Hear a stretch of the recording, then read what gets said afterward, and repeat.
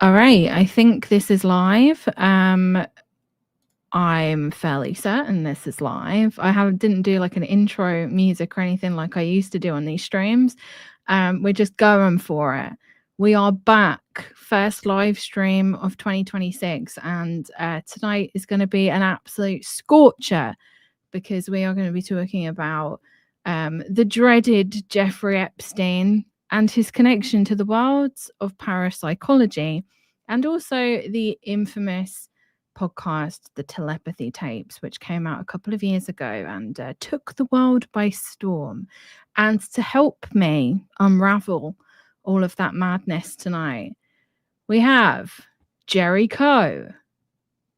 You're on the screen. You're in.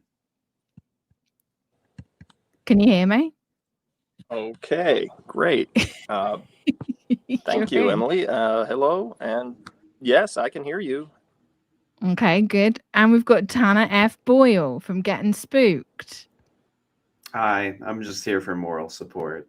You're not just here for moral support. So I did ask for bios, and nobody sent me bios. So I'm going to get both Jerry and Tanner to introduce themselves. Let's start with you, Jerry Coe. Is he on a delay? What's going on here? I can't tell. All right. I think. He's on a delay. The pseudonymous. There is a delay. I'm getting a delay. He's on it. There couldn't be a live stream without some sort of technical difficulty. All right. Here's what I'm going to do. I'm going to Jerry Coe. I'm on a big delay. I'm sorry, Emily. You're fine. I'm gonna leave the stream and then come back in. Let's see if that works out.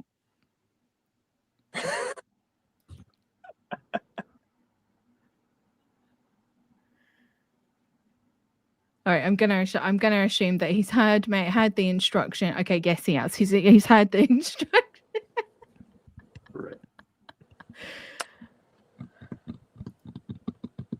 All right. We are going to wait for Jerry Coe to come back in. I mean, obviously, the first live stream back, of course, we would have an issue. Hopefully he comes back in. All right, Tanner, introduce yourself to the people. See, this is why you're here. You're here to help me with these technical difficulties that we obviously have. I even said I'm here for moral support.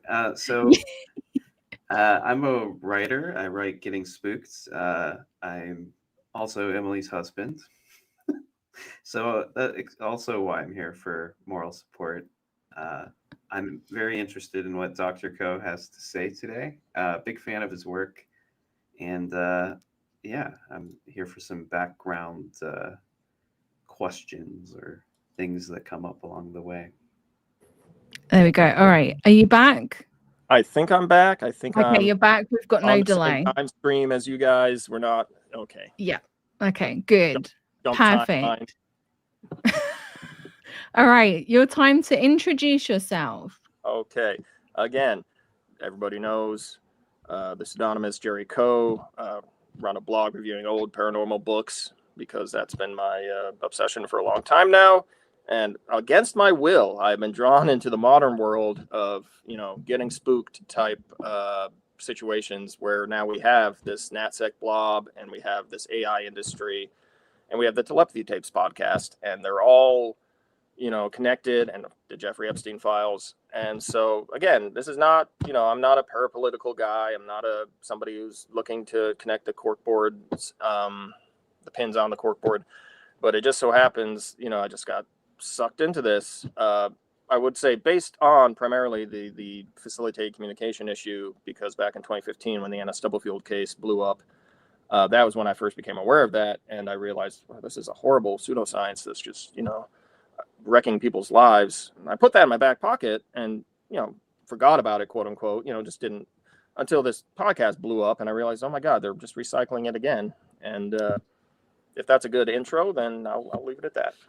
Is it? Can you fill us in on what that case was? The one that you mentioned from 2015? Yeah, so and this is a case which had a Netflix movie made out of it called Tell Them You Love Me, and it was about a facilitator and it trained in classic FC. I'm going to say FC, facilitated communication. There's a lot of acronyms. There's a lot of terminology. Which, to break it down real freaking quick, back in the 80s, late 70s, I think, and 80s, an Australian woman named Rosemary Crossley invented this facilitated communication, where if you support someone's limbs who has communication or physical difficulties, you can help them type or spell, and therefore, unlock their communicative ability. This was used not just with severe autism, and again, we can get into the terminology around autism too, but also for many cases of disability, including eventually someone who was in a coma. But all kinds of physical disabilities and mental disabilities, and eventually, it came out that, well, actually, what you're doing is you're treating them, like a Ouija board. You're just, you're, even though you don't want to or you don't think you are, your desire to help them, you're just spelling stuff out of what you think they should be saying.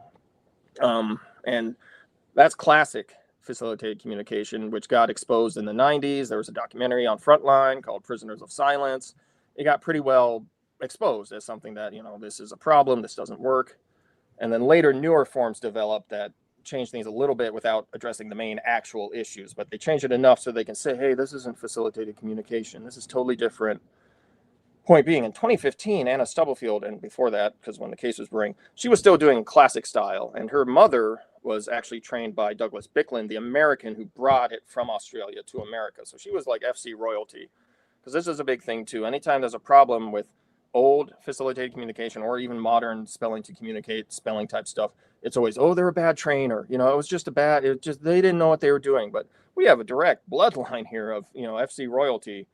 And her case was she had a disabled client who was a disabled black man, and he was not autistic, but he was severely disabled in other ways, and he was in a wheelchair too, which is important.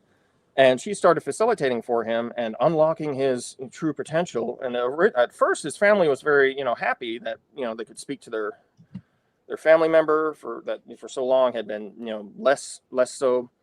But then they started to realize, one, these are two really good examples of what was happening. All of a sudden, this Anna Stubblefield, she says, well, his favorite music is opera music. And because they were driving to a conference, and she changed it in the car and said, well, he likes opera music. And the family's like, what the hell? He loves gospel music because they're a black household. He's been raised with it his whole life. And, whatever his communication difficulties, they knew he likes this music, it's, and then she said, oh, he doesn't like red wine, or mix that up. He doesn't like beer. He likes red wine.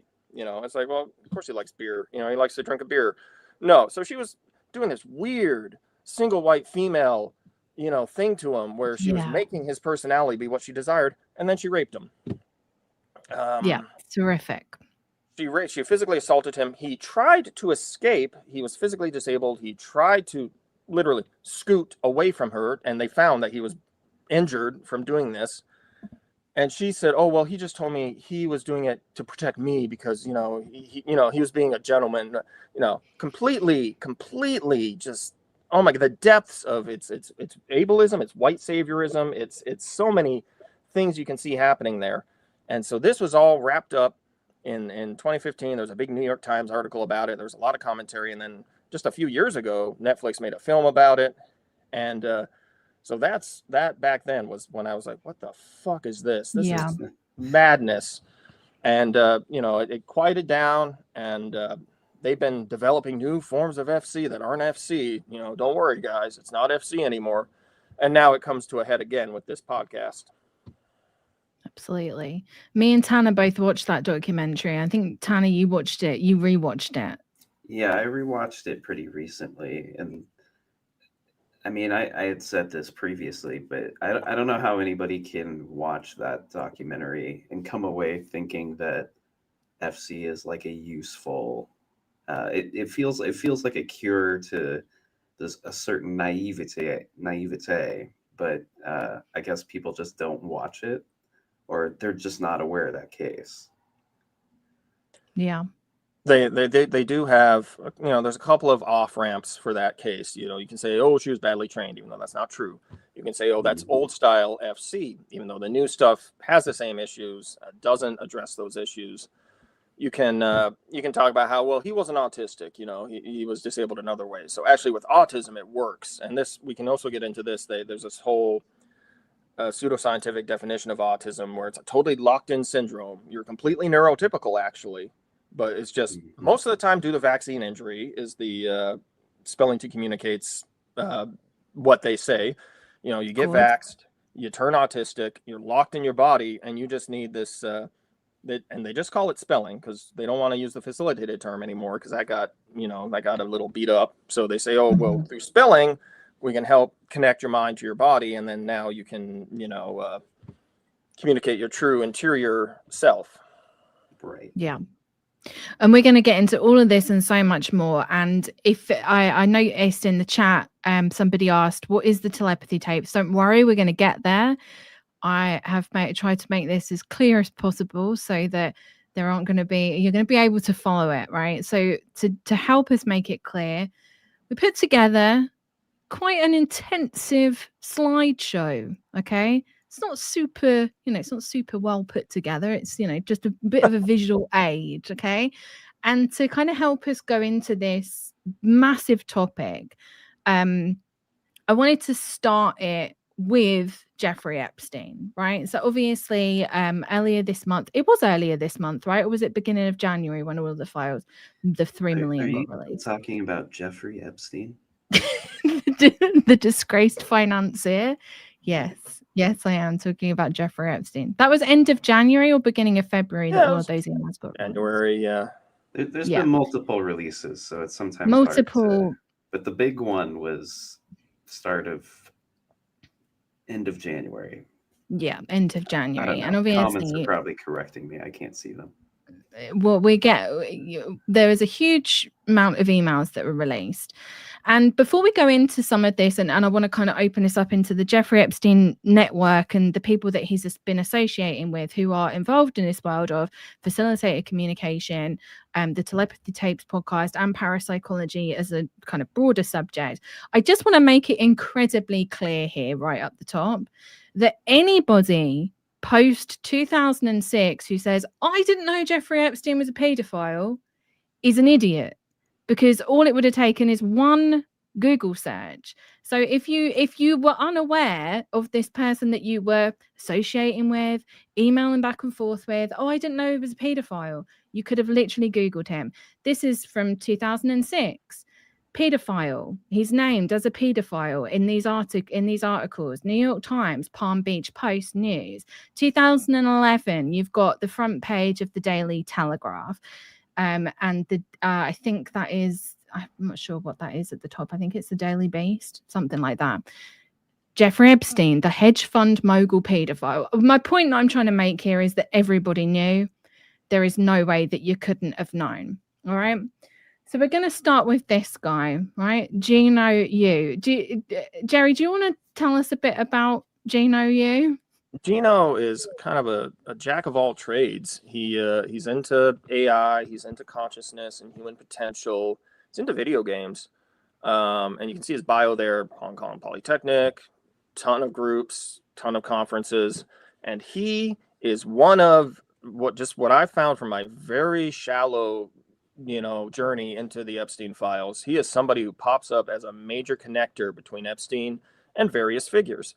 And he literally will say, hey, I know this guy named Jeffrey Epstein who can get you money. Or he'll say to Jeffrey Epstein, hey, I know this guy, you should give money. And he hooks people up that way. And this is all the way up. I think his last emails may even be in 2019, but it's definitely past even the second Jeffrey Epstein blow up, where I think it was the end of 2018 when it again really hit the news and he was, then arrested. Yeah, absolutely. And this is one email that kind of made headline news in quite a lot of places and was, being posted all over Twitter. This is from Gino Yu to Jeffrey Epstein. Saying that he's, and also I do want to be clear here, legal purposes, Gino Yu, as far as I know, has not been involved in any criminal wrongdoing. It's not illegal to be friends with somebody. That is all I will say. That's my legal disclaimer. But either way, in 2018, He emailed Jeffrey Epstein talking about a classic stage 3 in his model. And we'll go into talking about what his model is in a moment. This person was an outlier who is intelligent, but was traumatized when she was young via sexual abuse and is now gradually coming into her own and becoming self-realized. She's starting to develop special abilities. And you're going to see this kind of going forward. But Tanner, this is where I kind of want to bring you in a little bit, because and to kind of contextualize this a little bit in terms of research that has happened, going back to like the 1960s, MK Ultra, trauma and its effects on the brain. This idea that trauma can unlock special abilities that is very popular in the parapsychology world. Like, I just help us contextualize it a little bit. Well, I think it's fairly common in parapsychology to consider these traumatic events, especially with like newer religious examinations of parapsychology. These traumatic events are kind of seen as keys to unlocking some sort of special potential. This goes back to like alien abduction stuff. Whitley Strieber is sort of big in the academic ufology circle, and he gains, special guru-like abilities. I don't even know necessarily what his special abilities would be. He's just kind of seen as like it's a good writer, a wise guru-like individual. He is a good writer. writer. Was a good writer. Yeah.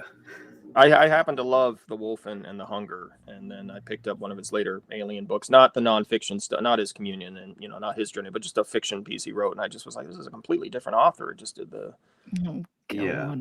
not relevant, but I'm sorry. No, it is relevant. Well, that is relevant, because I think that's why Communion has taken on so big. But that's because it's a great book. But that's sort of a different discussion. This is just to say that trauma inflicted upon people is quite commonly seen as sort of that key. And intelligence agencies were at certain stages where they were sort of looking into different, experiments and programs. A lot of times it was done with animals. A lot of times it was done with like monkeys and rats. But there's a long history of intentionally traumatizing research subjects to try to get to some key of the human experience. And I mean, we'll talk about kind of the star seeds and space kids later on, I assume, but that was another sort of early node kind of that had all of this quantum physics, hippie-ish science of the late 1960s baked into it. Yeah. And it was, again, just incredibly similar to what we're seeing here. So I don't know if that contextualizes that perfectly, but it does. It's just kind of to say that this trend has always existed. Jerry, anything you want to add? No. Tanner gave the sketch of it. I would just add, you see every day nowadays, you see everyone say, "Oh, it's Stranger Things," because that that series took that as inspiration, and so now people have a pretty good narrativized idea of what this would look like theoretically. And unfortunately, that's based on the Montauk Project. Well, we're not doing Montauk today. Right. Sorry. So here you can also see, like, this is Jerry. This is what you're saying. Like, this is him just basically saying, like, Jeffrey Epstein is my benefactor. Yeah, he quote unquote from Gino Yu, again, legal disclaimer, just saying he's my benefactor. Can bring significant relationships to make this an amazing event. He's writing to this Bersani person. He's saying, hey, Jeffrey will help you out. He'll help me out. He'll make everything just go great. And this is in 2017. So yeah. All right. So what is this, Jerry? These are Gino's stages. Gino came up with these stages of like human and conscious development. He's talked about these in some interviews. He gives a lot of interviews, a lot of low profile stuff just for like conferences and podcasts here and there. We'll just have him on as, oh, here's a guy who knows about consciousness or AI or video games. And so he developed this, 5 stages of starting on stage 1, consensus reality, where you're just, you can read that for yourself. You're pretty much starting off, as a flawed human being. You haven't thought about it. You haven't, gone on your journey. You're just, this is how you are just in the world. And we can go through the stages and see how Gino Yu wants to track how you become motivated and not enlightened in the sense of, oh, I know everything now, but just, you become more aware of yourself and you become more of your own complete person. And that involves what he would say special abilities, which are sort of vague. Like maybe he has, but I haven't heard him go into too much detail. He's not literally saying you will develop ESP, you will develop pyrokinesis, that I've heard. Again, he does a lot of interviews, so he's and so it may be out there. And again, this is just me just skimming. This is just doing a little flyby and skimming down. And you see as we go through the stages, because if we can go back to stage 3, I'm sorry. This is where he said that one gal was at. Deep insights and special abilities, no life's purpose. So now you're set up where you have a purpose and you are like, more of a complete person and you've come into your own. And Gino's saying, well, part of that was she had sexual trauma in her past, and that, that may be part of the trigger necessary to get to this stage. And then we pass through stages 4 and 5, which, to be honest, seem like they could be clutched together to me. I don't know. Gino may have notes about why it's necessary to, keep those separate. Feels very like it. I don't know. This is just more. I'm just picking this up on the fly, just looking at it, but it feels very like Scientology-esque to me. Yeah, kind of feels reminiscent of like Scientology. You're like going up the bridge. Yes, as you go up the bridge, you start to get these amazing abilities, and suddenly you're no longer sick anymore, and you can do all of this stuff. Well, it also feels kind of like it has sort of like plausible deniability baked in, so where it's more about intuition, vague intuitions, and being able to see certain things, as opposed to like it'll make you psychic, Yeah, exactly. Although it does say healers, so maybe I'm wrong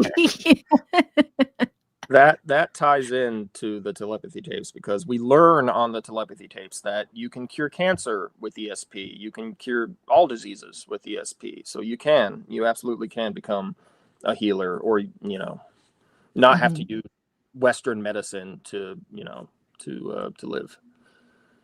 So this again, like, and again, you were saying this, Jerry, that Gino, it not only is Epstein his benefactor, but Gino seems to be kind of not Epstein's sole connection to the world of parapsychology, but it's definitely linking him up with a lot of different characters. And this is here you can see that he is the person that connects Epstein with Dean Radin. Is it Radin or Radin?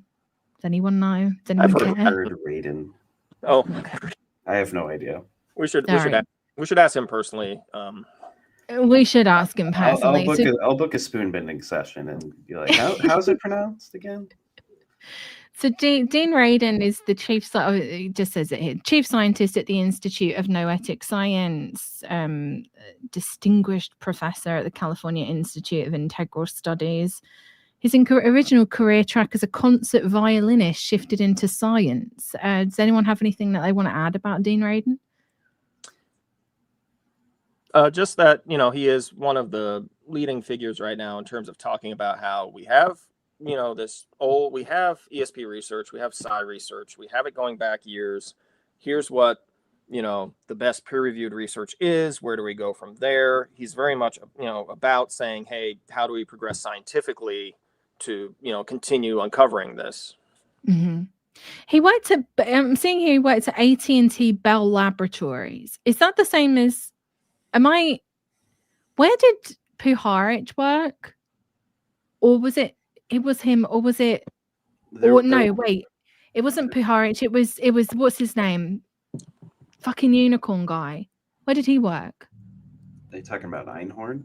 Einhorn? Didn't not he work 100% for Bell certain. Telephone? You're asking questions that previous guest Reed could answer, but he's not here. It's true. Let me just Google it really quickly, because I feel like Ira Einhorn worked for, I swear that he did. But I mean, Einhorn's a I pretty might interesting comparison regardless, because Mm. speaking of networks with connections to parapsychology and big Well, those business and the defense community. Yeah, it's true. Infraterrestrial is saying Bell Labs and telephone are separate. I think maybe it's my pattern seeking brain. Maybe I'm getting it wrong. But anyway, so that's Dean Radin. And here he is with his holy shit spoon that he bent. And to be fair to him, he does only appear in the Epstein files 27 times. So that's fine. I think you're being facetious, but as far as the leaderboards go, which do exist, that's not that bad. No, it isn't that bad. But again, like look at the time and when this is happening. This is 2018. You're having a 48-minute discussion on Skype with a convicted paedophile.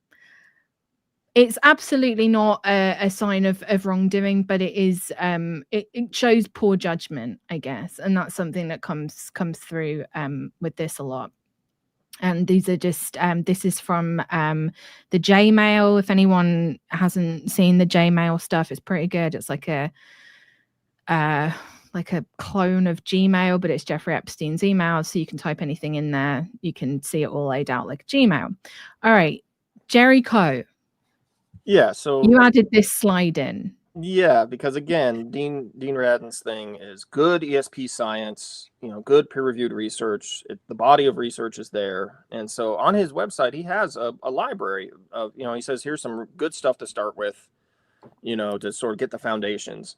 And the very second paper he lists, he starts with distant healing as a subject. He breaks them up by subject. So the first subject is distant healing. And the very second paper of that is this Libovici paper from 2001 of the effects of remote retroactive intercessory prayer on outcomes in patients with bloodstream infection.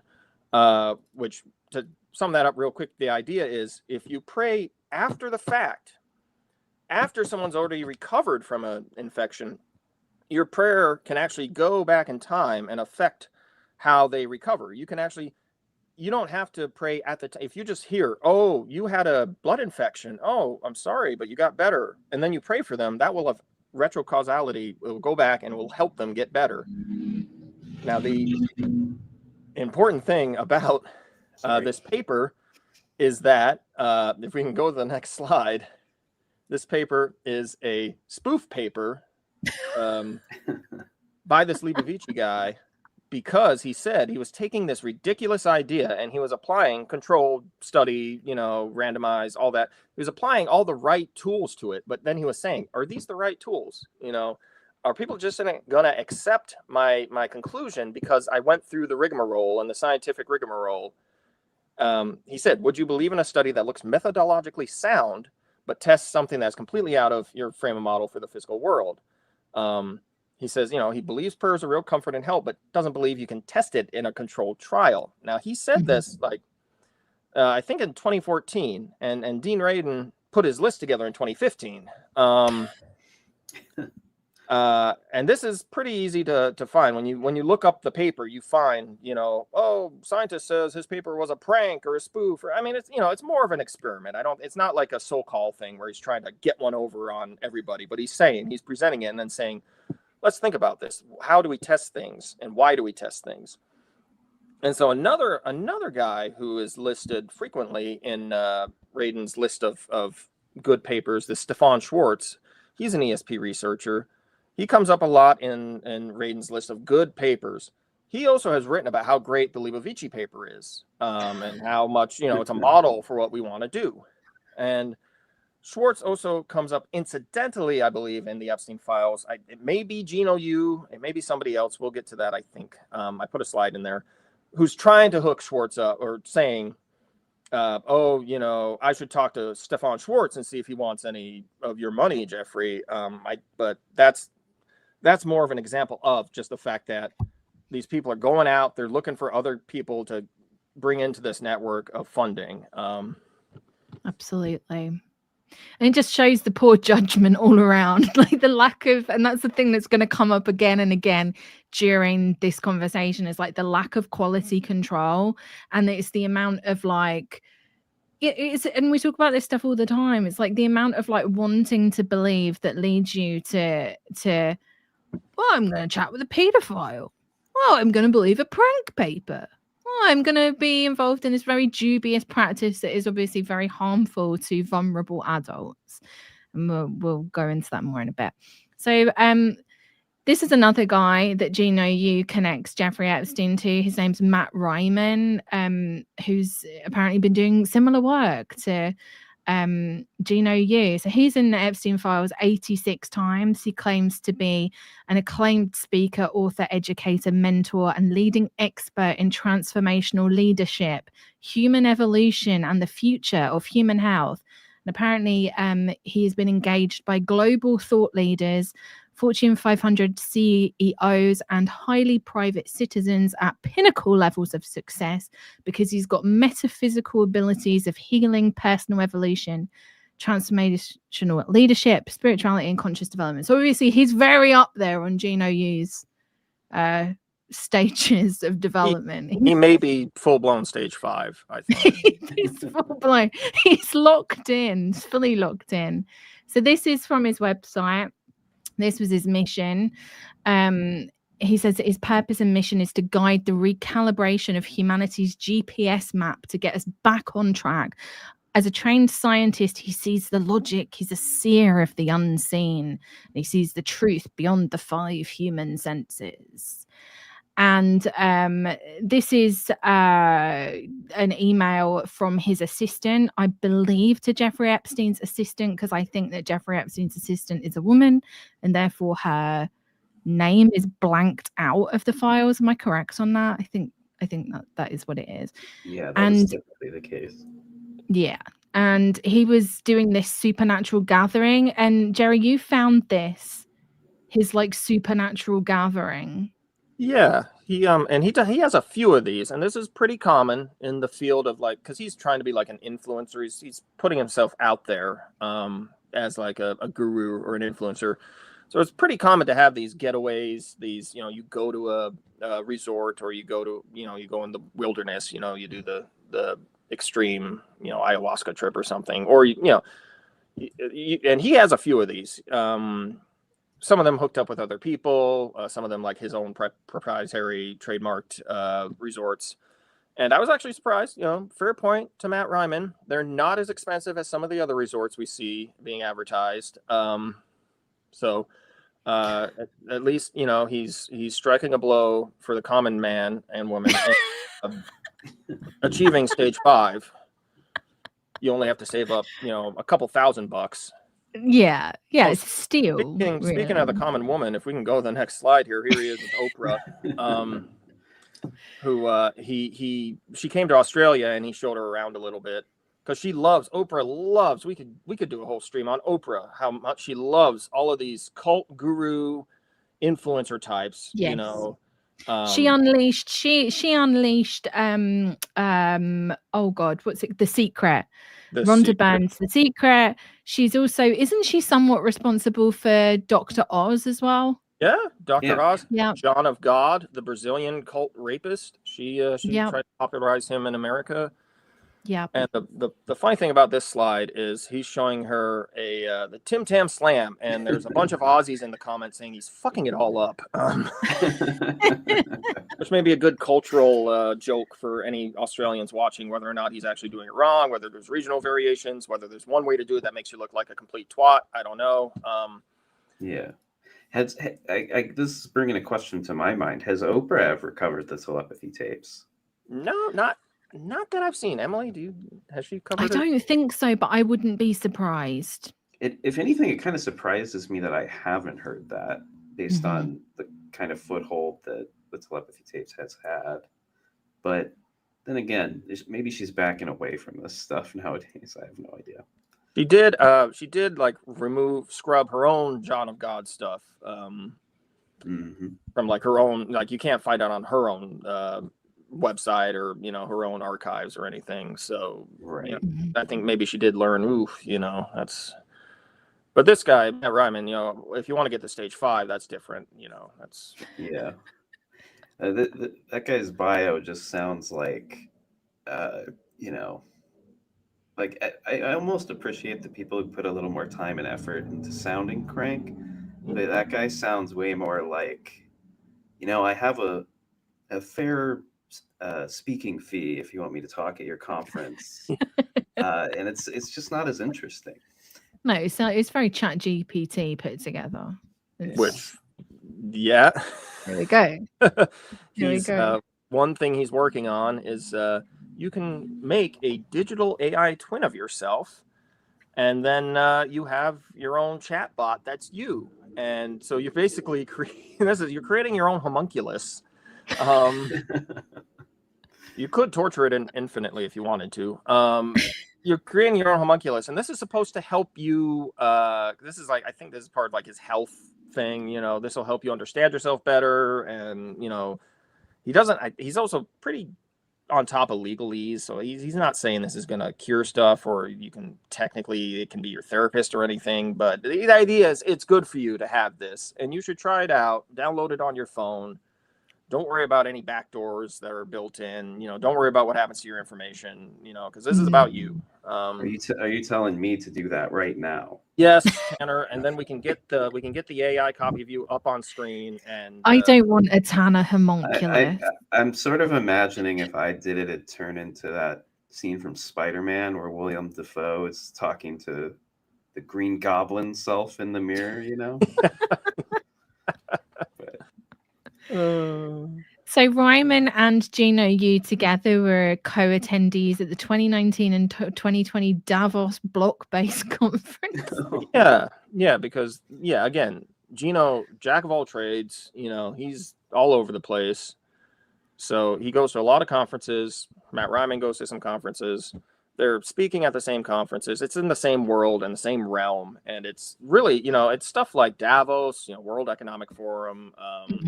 Big stuff, big conspiracy stuff, big stuff that a lot of people usually have a reaction like, oh, I say a lot of people, I mean, the freaking weirdos on Twitter still, you know, or sort of, you know, people who are at least, whether or not you want to say pejoratively or not, conspiracy theorists or, you know, parapolitically inclined, whether you believe someone's been fed something that's shit coded and they're up the wrong tree or not. The idea is you see Davos, you see World Economic Forum, you see stuff like that. It makes your eyebrow go up, you know. Makes my eyebrows go up, but that's just because it's just a capitalist hellhole. Well, and again, that as Emily said, it's capitalist hellhole. It's part of that whole discussion where, you know, how do we get people down blind rat holes? You know, Alex Jones shitcoats everything so that it becomes, well, what, you believe in that Pizzagate crap? You know, that's insane conspiracy theory, you know, or again, the gay. Did I freeze? You did, but you're back. Didn't. You're back, Emily. Oh, okay. All right, that's good. I was going to say, it's like they're now like kind of rebranding the capitalist class, and they're calling it the Epstein class. Which is funny to me. I'm in favor of that. But again, like the whole thing is you have to track how these exposures and things become sort of, again, there's funnels in the conspiratainment world whose job it is to take stuff like this and neutralize it and wrap it up in a nice, safe ball so that, you can just feed it to different demographics and just give them, you know, again, I'm getting kind of off topic here. So, but it's not off topic. It's all an important point. Yeah. And this is him connecting with another guy called Stefan Schwartz. Yeah. The guy that you were talking about earlier, who's in Dean Radin's list of good papers. Yes. And so Gino. Okay. Sorry. No, go on. I'm just saying, Gino's saying, hey, let's get Stefan Schwartz. Let's see if we can ring him into this. Exactly. So you can interrupt me. Just FYI, you don't have to be. You don't have to apologize for interrupting me. All right, so this is Gino. Wait, what is this again? God, I've looked at so much. So this is from Deepak Chopra to Gino Yu, talking about meeting a person with special abilities and saying, "Oh, this guy's a fraud." Yeah. And Gino forwards it to Jeffrey Epstein. Right. Yeah. So Gino is a friend of Deepak Chopra, and in here it says that he's in New York and met with our mutual friend Jeffrey, and he mentioned that you introduced him to a friend of yours that had special abilities. We're doing research into this space that Jeffrey is supporting. So Jeffrey Epstein, very much interested in this world, but this is a funny one where Jeffrey Epstein emails Deepak Chopra and is like, Gino's a bit too much of a hustler for me. And this is also funny because the second email is Gino emailing Jeffrey saying, I introduced both James and Stuart being Stuart Hammeroff, who had his own scandal about taking funding from Epstein. Again, not being part of activities, but just being in contact with Epstein and taking money for research. Gino says, I introduced these guys to you, knowing them. They're going to hit you up for their Penrose Institute. And Jeffrey goes, they have. And then, but later, of course, or at some point to Deepak, Jeffrey says, well, Gino's a bit of a hustler because part of the thing you see, especially with the parapsychology stuff, is that Jeffrey's Epstein, he's interested in what he can use. And he's not, Deepak Chopra would send him long ass woo, love, just type, all about love and the universe and stuff. And Jeffrey will reply in his broken, insulting, stupid, give me something that works. He says at one point, like, the mystics didn't cure diarrhea. I want actionable stuff. Mm-hmm. Can you see your own eye sent from iPad? If you kiss a mirror, your lips will never touch. That's Neil deGrasse Tyson. So Deepak Chopra appears in the Epstein files a whopping 3,350 times. So this is not like, ships passing in the night. Oh, I met him at a party once and we exchanged a couple of emails. Like, these two are bloody friends. And to that end, I want to play a video now. It's just a short, like 1.5 minute video from CNN that details their close friendship. I'm deeply grateful for our friendship. God is a construct. Cute girls are real. These are just two of the hundreds of messages that best-selling author and wellness guru Deepak Chopra once wrote to his friend Jeffrey Epstein. After the Justice Department's recent release of the Epstein files, Chopra wrote on X, I was never involved in, nor did I participate in any criminal or exploitative conduct. Any contact I had was limited and unrelated to abusive activity. Some past email exchanges have surfaced that reflect poor judgment in tone. CNN's review of the two men's correspondence shows that they were in frequent contact between 2016 and 2019. At least twice, Chopra invited Epstein to bring his, quote, girls on trips. If you want, use a fake name. Bring your girls, he wrote to Epstein in 2017, asking him to come to Israel. The same year, Chopra encouraged Epstein to come to Switzerland, quote, with your girls. CNN is not able to confirm if Epstein went on these trips, and it's also not clear the age of the girls that the two men were discussing. Chopra affectionately signed some of his messages to Epstein with love or XO, and messages indicate Chopra visited Epstein at the convicted child sex offenders' homes in New York City, West Palm Beach, and Paris. The two men were also in touch in the months leading up to Epstein's arrest in 2019. Epstein complained about the bad press that he was receiving, and Chopra responded by encouraging him to meditate. Chopra has denied any criminal conduct, and the presence of one person's name in the Epstein files is not indicative of wrongdoing. I would say it's very indicative of fucking terrible judgment. Not just that, but also not giving a shit. And there's a lot of messages in there about girls. Am I making any accusations? Absolutely not. Make your own mind up. Well, he was speaking to a different version of Epstein, because he can shift quantum realities just through his mind. Oh, yeah. And this Epstein is actually married with kids, and those are the girls he was talking about. Right. So this is Deepak Chopra and Dr. Diane Hennessy Powell. Now, Jerry, do you want to give us like a brief intro now? Like not too much like into the telepathy tapes because we're going to get to that, but just a little bit of like background of who Dr. Diane Hennessy Powell is. Yeah. So again, just to mention just a little bit, she was the season 1 of the Telepathy Tapes science contact. She was the scientist involved in season 1, and she has been researching telepathic autistic children for some time now. And for at least going back 15 years, I think. And her whole deal is that, there's something here. And one, that telepathy is a savant ability. So just as, like Rain Man, autism expresses sometimes in different savant abilities. Well, her idea is that telepathy is just another one of those abilities. And she's been looking for funding for a long time. She's been doing experiments for a long time. And the Telepathy Tape season 1 was just, the latest part of her journey towards exploring this. Absolutely. And wasn't there something about her losing her medical license? Yeah, she lost her medical license in the state of Oregon due to what the medical board said was inappropriate record keeping, basically not just holding to professional standards. And so she lost her license for a while. She got it back by agreeing to, hold to standards. And then she retired because she said, I'm done with, I don't want this conflict between my ESP research and, my medical license.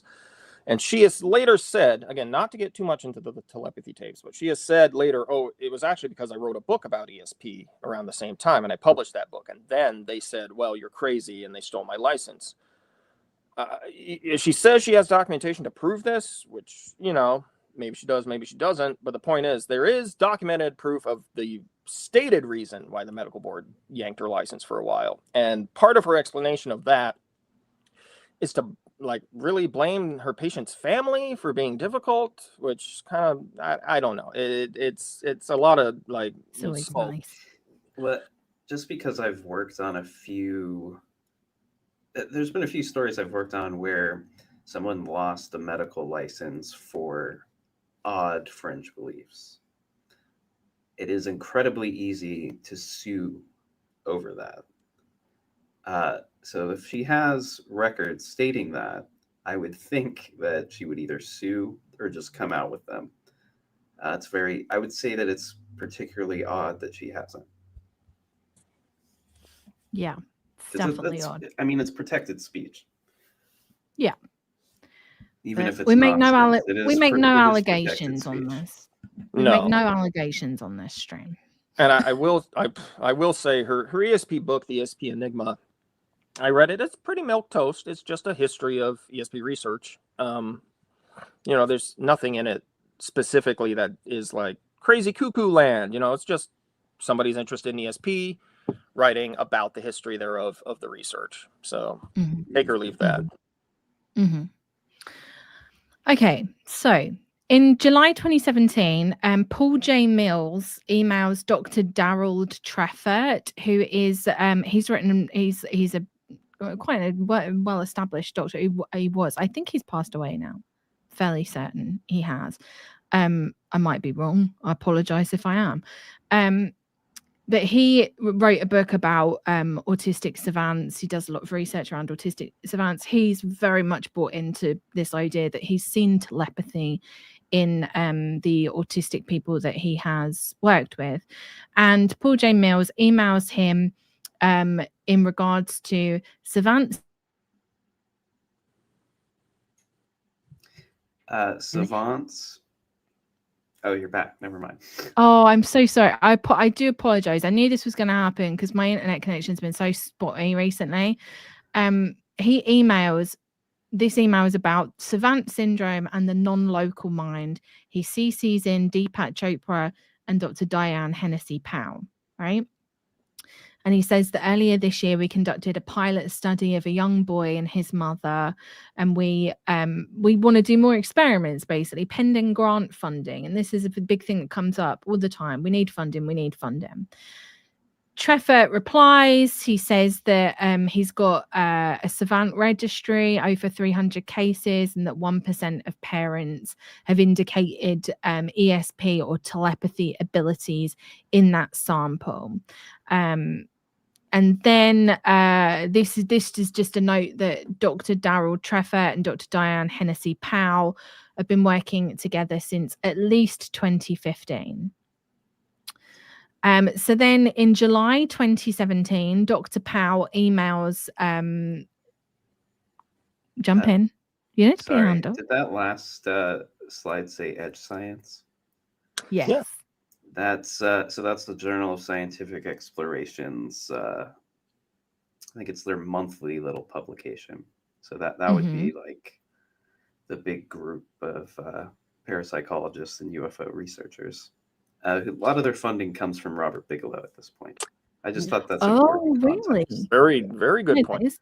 That is it. So who can you just give us a brief, because I want to make sure that everybody watching this can kind of follow who we're talking about. So Robert Bigelow, he bought Skinwalker Ranch. He's funded a lot of UFO research, experimentation.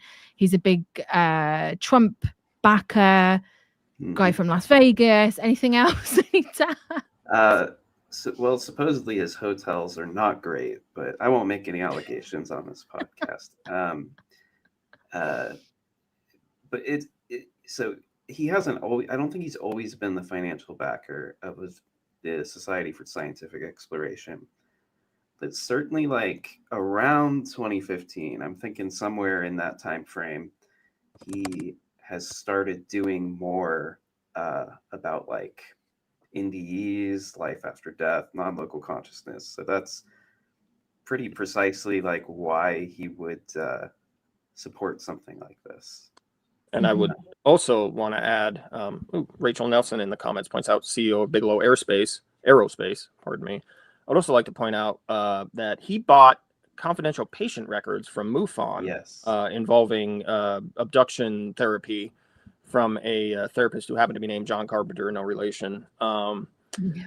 And this is Jack Brewer covered this in his book, The Greys Have Been Framed, which excellent book, by the way, if anybody hasn't read it. And I also, on the channel, if you watch my Judy Doherty video, it's mentioned in there as well, because John Carpenter was somebody that was involved in her regression, the regression of her daughter.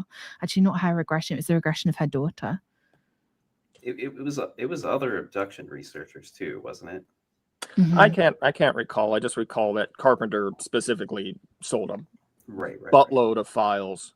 And to me, this is relevant because we're talking about, autistic youth. We're talking about medical records. We're talking about this kind of stuff. And it's, trickling up towards, the Bigelow nexus. So just something to be aware of. Yeah. Absolutely. So this is an email from Dr. Powell to Darrell Trefferat. Maybe I'm saying his name wrong. I apologize. And she talks about, in this email, she says, without the proper protocol of the child and sender being in separate rooms, there are negative ramifications of prematurely labeling this as telepathy. And that's going to come up later in some of the examples that we look at. It's very interesting that she's writing that in 2017. And then she also talks about, we really, like all of this is about funding. We really need money to investigate this. So Deepak Chopra replies, and he's like, let me know how much this is going to cost. I'm going to pursue the Templeton Foundation. And the first thing that Deepak Chopra does, well, it's not the first thing. This is late. This is actually July 12th. This is July 18th. But he forwards this long email chain to Jeffrey Epstein, right? And he also forwards to Jeffrey Epstein emails from Manisha Ladd. Now, we're going to get into Manisha Ladd a little bit later, but do you just want to tell us, Jerry, a little bit upfront about who she is? Yeah, she's just one of the parents featured in the Telepathy Tapes, and she has a son, Akil, who she says, they're telepathic together, and she was involved in 2017 with some research, Diane Powell saying, let's, do some experiments, let's, take some video, and she runs a foundation named after her son, and yeah, she's just one of the parents involved in this larger Telepathy Tape story. Absolutely. And so Jeffrey Epstein and Deepak Chopra have this like back and forth. And this is interesting because this is what you were saying earlier, Jerry, about like Epstein isn't a true believer of this. He's very much like, it's like Deepak Chopra's like, look at this top 10 amazing savants with real superpowers. And Jeffrey's like, seen it. yeah. Yeah. And so all of his typos really just cracks me up. Honestly, it's I don't know. so I think he was only barely literate. Well, and I've seen people theorize that it's an attempted corporate power move thing where you're just deliberately fucking up your typing to show you're not paying attention. You have better things to do. Because Dershowitz does the same thing, actually. If you read some of Norm Finkelstein's stuff about his battle with Alan Dershowitz and how Dershowitz denied him tenure, got him denied tenure. There's messages from Dershowitz which are just as poorly written as Epstein's, which says to me this is some kind of social class thing that these guys do, they are just dullards. That's a good point, actually. That's actually a good point. I didn't think about it like that. They're just firing off emails willy-nilly. I just wanted to bring something up in case we move past it and wouldn't return to it. I want to clear Russell Targ's name and Jack Sarfati's names because people on various social media sites have tried to link them in with this Epstein network, but they are solely brought into it because Deepak Chopra has forwarded emails to Jeffrey Epstein from them. Yeah. And Epstein did want a full copy of the Third Eye Spies documentary, which is pretty interesting. That's one of the only full sentences I've seen from him. I wonder if he actually watched it. So this is an email from Jeffrey Epstein basically saying, bring Daryl Treffer to New York for a few days so we can play. And which is like, it's just cool, weird language. But basically he's saying he's going to pay for Daryl Treffer, Paul Mills and V.S. Ramachandran to come to New York City. And these are like, they're all kind of not necessarily parapsychologists. They're more like into like neurology. Would you say that that's I think that's a way better way I think they're coming into the parapsychology subject from their professional backgrounds, so they're interested in it, but I wouldn't say they're a Dean Radin type. That's not what they're not capital P parapsychologists, but they are now going into this. Exactly. And so August 2017, Diane Powell emails Deepak Chopra and 3 other people about a telepathic savant named Ramses, who she claims to have been studying for 2 to 3 years. He's supposedly been able to read several languages since the age of 2. He's exhibited telepathy. He's done all of this stuff. And she's researching him. And Deepak Chopra in response to this is like, love it. I can offer initial funding from current funds from our foundation to get started. So then he kind of forwards this to Jeffrey Epstein. And Jeffrey Epstein says, I'm in New York rest of week and I'm happy to send you money. So this money is coming in part from Jeffrey Epstein. I think that's important as we go into the telepathy tapes, because there's no evidence that telepathy tapes has been funded in any way by Jeffrey Epstein. And I will make that very clear. But you can start to see, like in the late 2010s, that this network is all building and a lot of the money is coming from.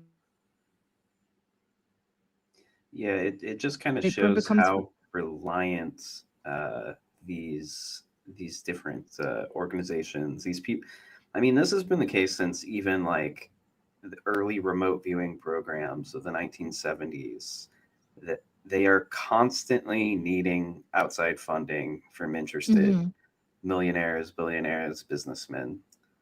And I think you're right that it doesn't necessarily indicate that Epstein is complicit in the telepathy tapes existing, but it's this certain sort of like funding network. Exactly. It's a symptom of something that's kind of rotten with it. Exactly. I feel like I kept rambling because I was frozen and nobody heard me, but it's fine. My internet is so bad at the moment. It's awful. Sorry, I tried to save it by rambling myself. No, you did great. Thank you.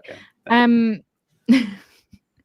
So again, Diane and Deepak Chopra in October 2017, they're connecting regarding an 8-year-old autistic child that she is studying.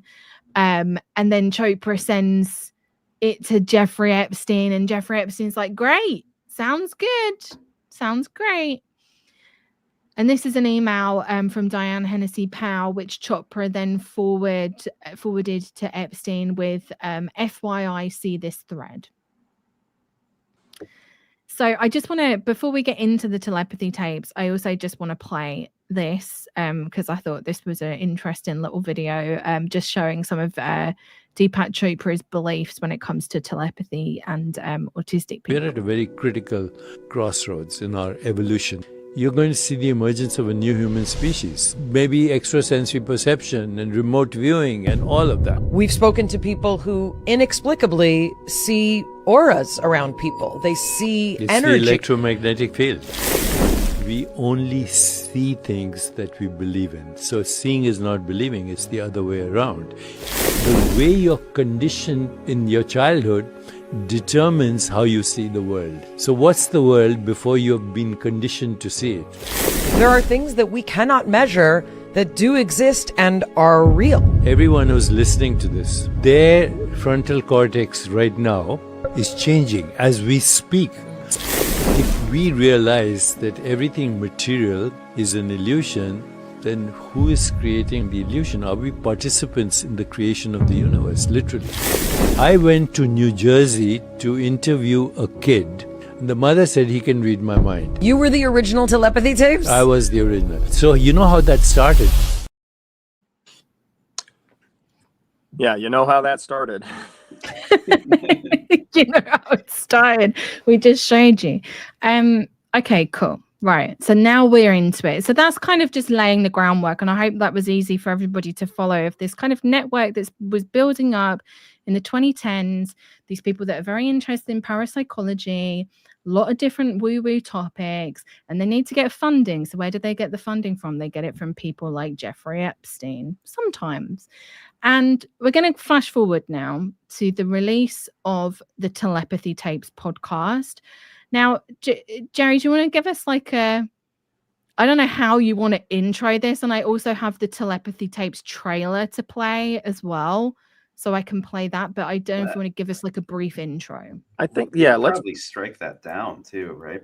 No, I don't think they will, because it's on their channel and this is fair use. I will note they have been very litigious. We'll get into that.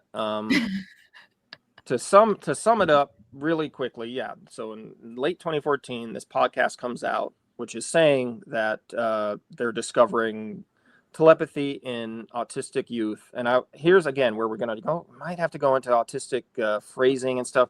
I would say severely autistic youth. Lots of people disagree with that phrasing for good reasons. There's lots of debate about how to describe autism, because for one thing, I'm autistic. I have what used to be called Asperger's. I am somebody who can live a relatively independent life. I have somebody who does not have communication difficulties, beyond what we consider neurotypical. When you talk about, autism as a spectrum, yes, very much so. And there's a lot of debate about that. Like, who are we actually talking about when we say autistic? Because many of the children featured on the telepathy tapes, they need full-time care from their families and caregivers. They can't get a job. That how we define adult independence in today's world. They require care. They require a safe environment. They require aid for communication and to make sure that their needs are met and that they are able to, be the human beings they are. I'm going to refer to that as severely autistic, but people may disagree, and I absolutely agree with disagreeing with that, because the point is, there's a lot of language around it, and there's a lot of ins and outs, and that's another thing we can get into, how the podcast itself just glosses that all over and how they use language to their own ends. So that was my quick summary that went into a huge digression, but anyways, back to it. These severely autistic children are telepathic with their parents, and also it turns out with everybody and with each other on the astral plane and so on and so forth. But that's where it starts, is with their parents. They can read each other's minds, or they can read their parents' minds. And so this filmmaker, documentarian Kai Dickens, goes on this journey over the course of season 1, where she interviews them, she does some testing with them, and then she believes, oh my God, I've discovered this, it's true. Now we're going to do more testing. We're going to have a documentary about it. That's where I'll leave it. So I am going to show the trailer. This is a trailer that is freely available on their YouTube channel. It is not behind a paywall. We will be showing no paywall content. We're critiquing everything that we're watching here. We're showing it for critique purposes. So that is covered by fair use. I just want to make that statement. Do you want me to make random bop noises so that it messes up the audio? No. I should get one of those soundboards that Hassan Piker has, where it's like fa.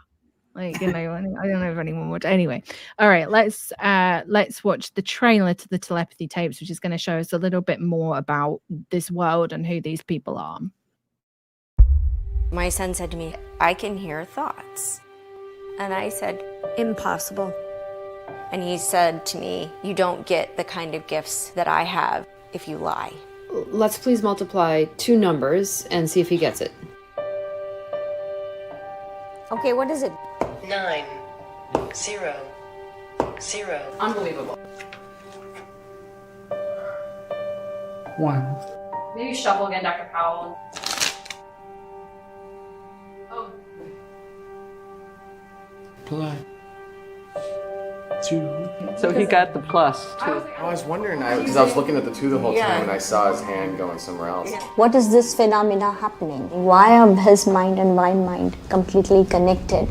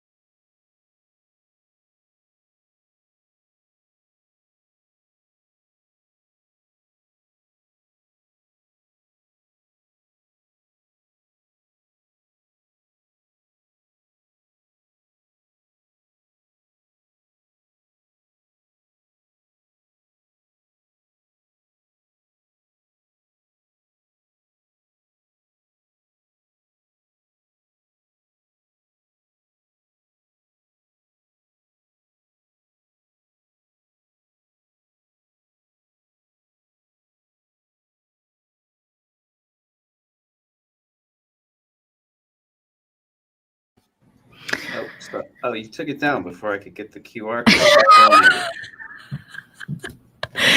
So that's like that's the trailer, but it's a 12-part podcast that came out. It immediately went to the top of the podcast charts. It was #1 everywhere. Everybody was talking about it in 2024.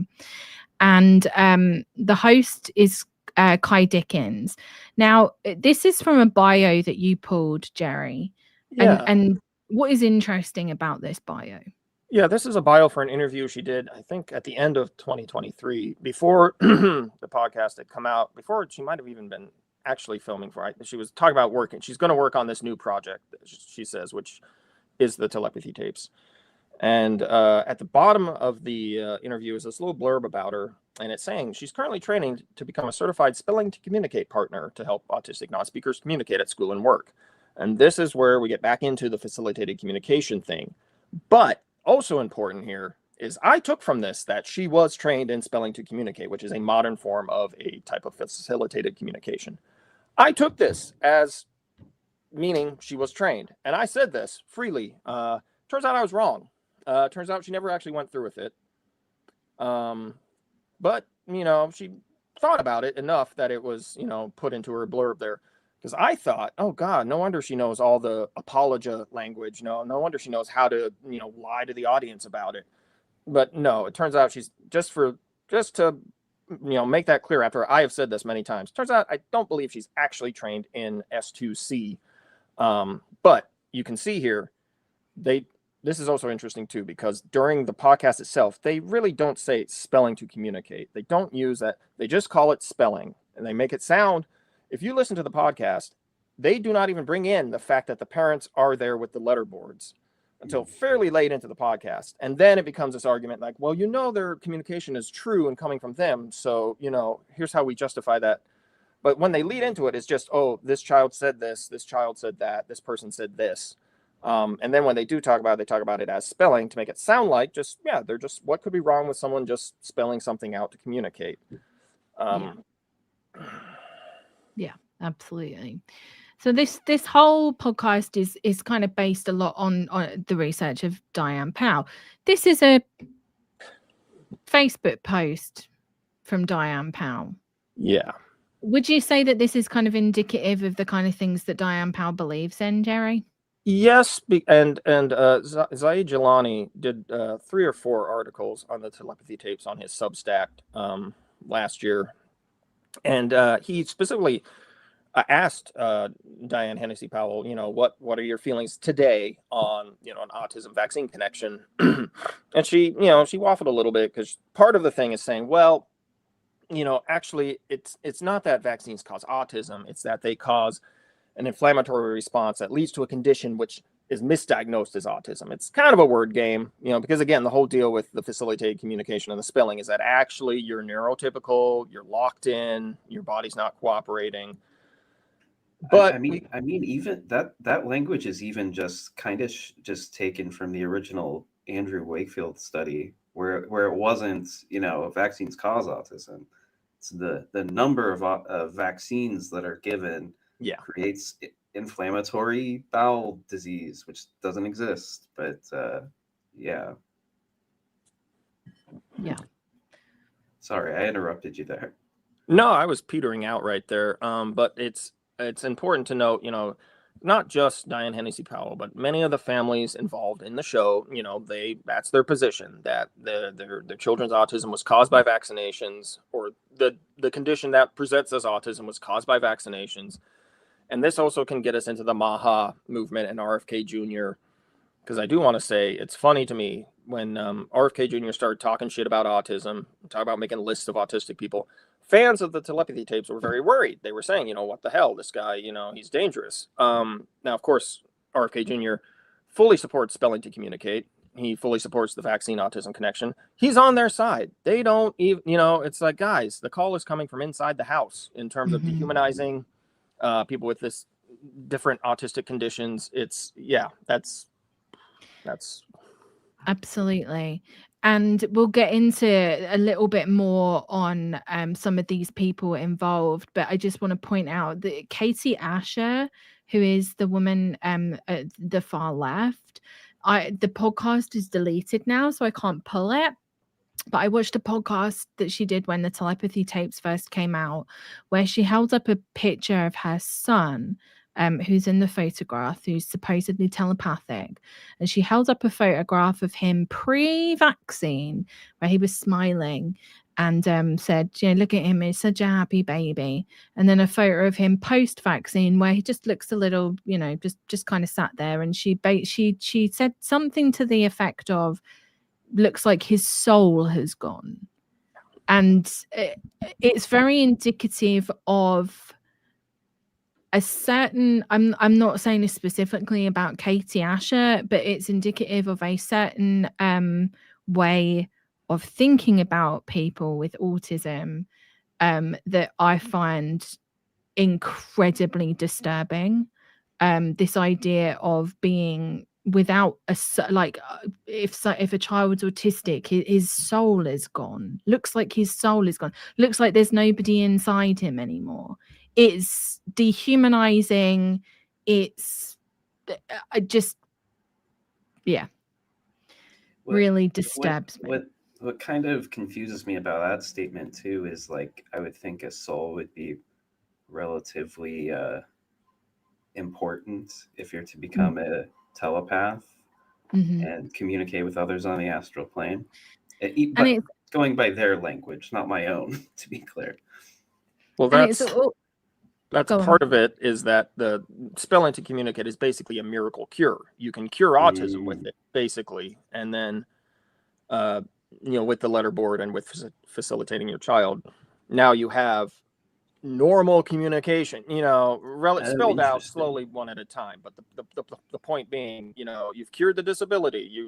Everything's fine now, which speaks to a lot of trauma and struggle involved in, in the family dynamic there. I mean, and you could bring that out to a wider discussion of disability and disability in our society, et cetera, et cetera. And I see Rowie in the chat earlier said, they prefer the term severely disabled autistic person, for example, talk about the language. So yeah, there we go. Like, how do we conceptualize this, and how do we think about it and talk about it?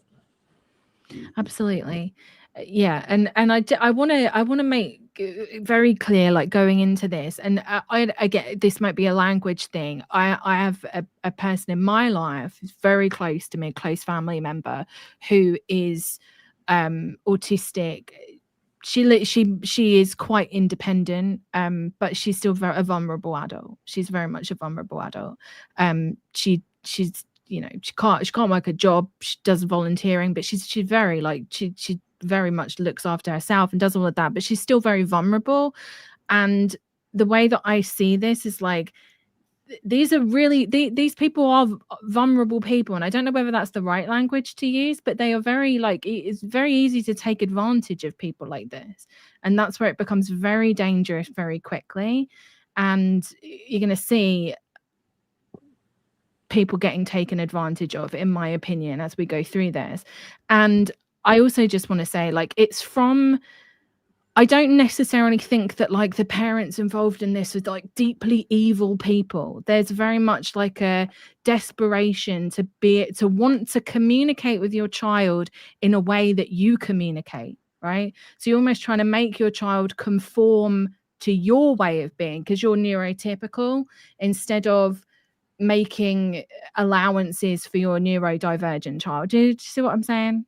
I see what you're saying, Emily. And this also ties into how a lot of the supposed communication coming from these kids is bog standard new age pablum. It's the same stuff we've heard 100 times before about the power of love and the power of connectedness, the power of the universe. And it's exactly the kind of stuff the parents want to hear. It's, if someone was genuinely communicating some real understanding of the universe that came from themselves, you would think it would actually be something different and something we would have to grapple with. And instead they give out these very pre-digested new age tropes. It's all the same stuff that we've all been marinating in for generations now. So it's that is just another little thing I want to point out. Absolutely. So this is a list that you pulled, Jerry, from Reddit. And do you want to go through some of this? Because this is some of the claims that they make during the podcast. This is outside of the experiments that they do. These are just some of the things that they claim. Yeah. So this was a random Redditor who posted what the hell is going on with this podcast? Because they start listening to it and they start writing down everything that the podcast claims. And a lot of the times, it's a little open-ended, it's that kind of, I'm just asking questions like, ooh, could it be that people with autism can heal you, but it's very, the rigor involved is nil. There is no, we'll go into that later with the experimental setup. And then just in general, the presentation of research and interviews and stuff, there's no guardrails on it. So Bloody hell, Tanner. Is that your traffic? You live underneath a truck stop, Tanner? I have no idea what that was. He does live outside of a 4-lane highway. So No. It's a 4-lane highway. No, it's a street, but a lot of times we get the big trucks. I think that was actually a tank.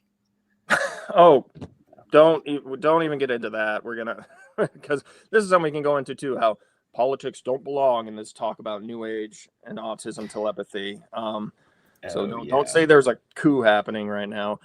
So this list. Yeah, it does feel odd that we're talking about this during the same time as that's occurring halfway around the world, but unfortunately, this is what Jeffrey Epstein was talking with Ehud Barak about. So it's not entirely unrelated, unfortunately. That's very true. Full circle we've gone. This list here, this random Redditor just started writing down every interesting claim that the podcast made. So it starts off with the children and the parents are telepathic, and later on it gets into a lot of the Dean Radin type stuff of here's research, here's we have scientific research about it. But off that, they spring to, there are entities who exist in parallel dimensions, sometimes called gods, angels, and demons. But people with autism can interact with them. We all live multiple lives that occur simultaneously. People with autism can put their hand on a book and immediately read that book and tell you what it's about. I'm trying really hard right now. It's not coming through. But I actually brought this out because I was going to buy a Spelling to Communicate spelling board to, kind of give some examples. Turns out they're $50 at minimum for a piece of plastic. So that's a racket. You want to talk about exploitation and disability and what these parents are kind of put through. There's now this market to, sell them something that got stamped out for 5 cents. You're going to jack charge $50 for it to them. That also speaks to something there about disability. On that, people can put their hands on a book and immediately read the book and tell you what it's about. That's Edgar Cayce. Oh, good point, Emily. Yeah, that's classic. That's very classic good connection. Fell asleep on the Bible and then suddenly woke up knowing it's back to back. Oh, right. And that's another. I was gonna say, I think Jerry can do that with Brad Steiger books. Oh God, yeah. In my sleep, they come to me. His face comes to me. The important point to make, a lot of this stuff is just, again, recycled New Age stuff that we've heard before. In fact, I wish I brought the slide for an example, but there's another individual who says that she communicates telepathically with an autistic person who is not her son, but it's someone she knows. This is Jez and Asher, not to be confused with Katie Asher, last name. But this is a separate person in the UK who says they can communicate with someone who's autistic telepathically. And they talk about what this Asher person thinks about the pyramids being built. And I wish I had the slide to show both things, but it's literally exactly what Seth said, how the pyramids were built. If you remember, the Seth entity communicating with was it Jane Roberts was her name? Jane Roberts, yeah. Yes, I have that sitting next to me somewhere, but yes. I don't think I can pull it out in time. Yes, is that on my bookshelf? It's on Emily's bookshelf. Yeah, it's on my. Oh, here it is. Here's the Coming of Seth. Yeah, so this It may even be in this book. I don't know, but the way the pyramids are described as being some kind of energetic construction, the language is pretty damn identical. It's pretty obvious. They've just read the old New Age material and they're just recycling it. And I don't know if viewers have been going down this list as it's been up, but you can see how this very small. I say small, just the central claim about, telepathy between parents and children, and we can test it scientifically. It just immediately, this is season 1. This is, it immediately just balloons into this totalizing New Age bubble here. And yeah, we can go from there. Yeah, there's a lot of different, more. Yeah, there's more. What are some? Okay, so I do want to touch on the Hill. Yes. I've got a couple of videos, but if you can just tell us kind of like what the Hill is, how it gets introduced into the podcast, and I'll play a couple of videos, and it will make itself very clear what this concept is. So yeah, the hill is this idea that these autistic children who are telepathic with their parents, they can also be telepathic with each other. Like in the podcast, it says, doesn't even have to be in the same zip code, you know. So they're all around the world. They're able to telepathically link up, and they go to this place. I would call it, you know, the astral plane. They go to the hill, which is this location on the astral plane where they then can all communicate like face to face, you know, like in a chat room. You know, they're all and they're all working on solving the world's problems, and they're all getting messages about love and light and etc. That's my little summary of it. So let's listen to Kai Dickens. And then I heard about the hill from a minister at a megachurch in Arizona who he had just found out about this world and was so blown away. He thought he'd discovered this world of telepathy and non-speakers and started writing a book about it. I got connected with him, and then he told me, you know, some of these kids talk about going to the hill. And then I met a teacher in Illinois, and she talked about the hill. And I talked to a father in Israel, and he talked about this hill. So and some of the non-speakers I met then just, you know, in Pittsburgh, I mean, all over the place, they talk about talking to friends on the hill in Norway or Finland or wherever. So pretty soon I was hearing about the hill all over the place from people who had never met each other. And it was stunning to me. So that's Kai talking about it. I got another couple of videos that I'll play. It's so interesting to me, this idea of the hill. If you haven't listened to the telepathy tapes, it's basically a place that a bunch of different nonverbal autistic people have described to their primary like contacts that they spell out things to or speak to telepathically. It's this place that they go to usually at night where they're like, don't bother me, mom, like I'm going to the hill. And they like go in their room and they meet up with their friends, they learn things, they share information, and some teachers and people in the space that really care to develop spiritually have even gotten to go to the hill. And that was a really interesting thing to hear about on the telepathy tapes. Like they have to go into like almost a deep hypnosis state to reach that place. But even the idea of the hill is such an interesting idea because the hill suggests to me an elevated consciousness. Like you reach a higher consciousness and you are on this hill where you can look down and see so clearly everyone else's consciousness. And it's not a mountain. It's not Christ consciousness that's just like ascended master, but it's a hill. It's above and it's higher and it's connected to something. And I found that to be a really interesting metaphor and describer of that state of consciousness. And I think what's really interesting about this whole thing, just like you, when I was listening to the telepathy tapes, I just had full body chills for so much of it.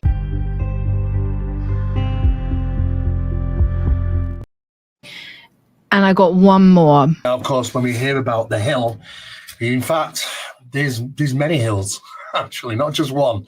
There are many hills. And these have been referred to as ascension points. Now, ascension points comes up time and time again in biblical or historical documents.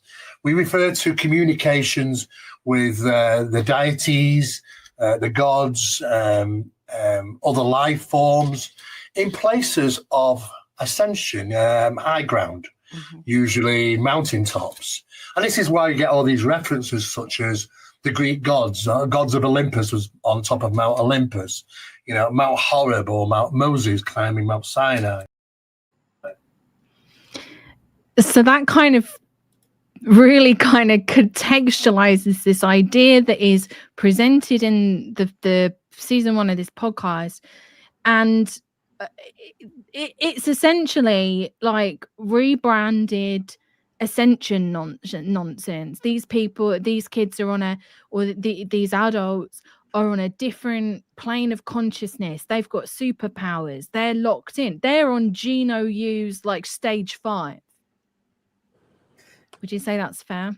I would also, yeah, that's part of it. And the other interesting thing, if you pay attention to Kai describing learning about the hill, she describes a pastor of a mega church in Arizona, and she describes a man in Israel. Now, those are Joe and Franco, who's featured on the show, just as Joe, and Arthur Golden, who is featured on the show. Now, Joe and Franco is, of course, a right-wing anti-queer activist, lobbyist guy who is a big shot, like, you know, let's make being gay illegal, let's ban abortion, let's make sure we get, you know, the Bible, you know, into schools, and et cetera, et cetera. Now, there's a good article by David Ferrier called "The Telepathy Tapes as a Trojan Horse," which goes into how over the course of season 1, it's not just Joe and Franco and Arthur Golden, it's a few other people who are described simply as parents, you know, with a little bit of background. Oh, he's a pastor, you know. And it turns out they are fucking nuts. Arthur Golden is an Orthodox Israeli guy who facilitates with his son, Benjamin. He facilitates visions of nuclear war, you know, Armageddon. And this is taken seriously in parts of the Orthodox community in Israel. Like his son is prophesizing, and he's helping his son prophesize. And Arthur Golden specifically has a very interesting conception of the facilitated communication, where he pretty much says, yeah, I'm influencing him because we meld together. Like we become one, basically, when we're doing it. And anything I write is through his will, through my son's will. And the other important thing is, Joe and Franco also describes facilitation involving, you know, biblical visions and angels and demons battling. The other important thing is Kai frames it as this spontaneous thing where she's just coming across random parents who are saying this. Now, a lot of these parents are already hooked up on Facebook going back years, you know, 2017 to, you know, name a great year for Gino Yu and Epstein communicating. They are already talking. Now, you know, this is not a debunk, quote unquote, of, you know, but this is saying they're already together. They're already talking about stuff. This isn't the intrepid reporter going out and just discovering this spontaneous thing that is happening independently everywhere. And that's sort of the narrative, is that, oh my God, it's proving itself. Like, oh my God, the kids are all communicating and we're just now seeing the individual nodes of it and learning it. But, you know, this is a concept that has been, you know, discussed already between the participants. Yeah. My God. I knew that Israel would come up at some point during the conversation. And it'll come up again because it's on another slide as well. All right. So I feel like we've laid the groundwork pretty well, and I feel like we're actually doing, like, Jerry, you're doing a fantastic job of because I was a little bit worried, because both of us are like very much like in the weeds with this, and it can be a bit hard for like the newbie to understand. But I think we're making it not too inside baseball, and I think we're doing a good job. So we obviously know that this is just facilitated communication and spelling for the most part, that the Telepathy Tapes is presenting, but it's presenting it in this kind of package. Like you said, it's the Trojan horse, right? So we've got a slide here. This is Kai Dickens describing her version of facilitated communication history. Over to you, Jerry. Yeah, because this is from an interview she did, but specifically in season 1, episode 8 is where it comes up, where they really have to deal with, you know, okay, people are talking about facilitated communication, and this is well after they've got you emotionally invested in the story, and this is deliberate. You know, they suck you in with the story of the kids, and then later they go, oh, some people talk about the way they communicate as a problem, the way that we've been dishonestly showing you, having you listen to us talk about them communicating as a problem. And so Kai, in episode 8, gives just this apologia history of facilitated communication, which leaves out the entire reason it was determined to be not something that works. And she just leaves it up to court cases. There were some bad court cases, and so it got a bad rap. And so on this interview is a nice sort of encapsulation of her version of that history. And she's actually, you know, she's done her homework, because, yeah, originally I believe Rosemary Crossley designed FC specifically for individuals with cerebral palsy. And then it kind of ballooned out and became a cure-all for any kind of condition. And she is admitting, you know, originally it was physical. You put pressure, you hold someone's arm, you put pressure on the wrist, you help them type or spell out. And that is, presumably you're helping, they're conscious of what they want to do, and you're just aiding them to get there.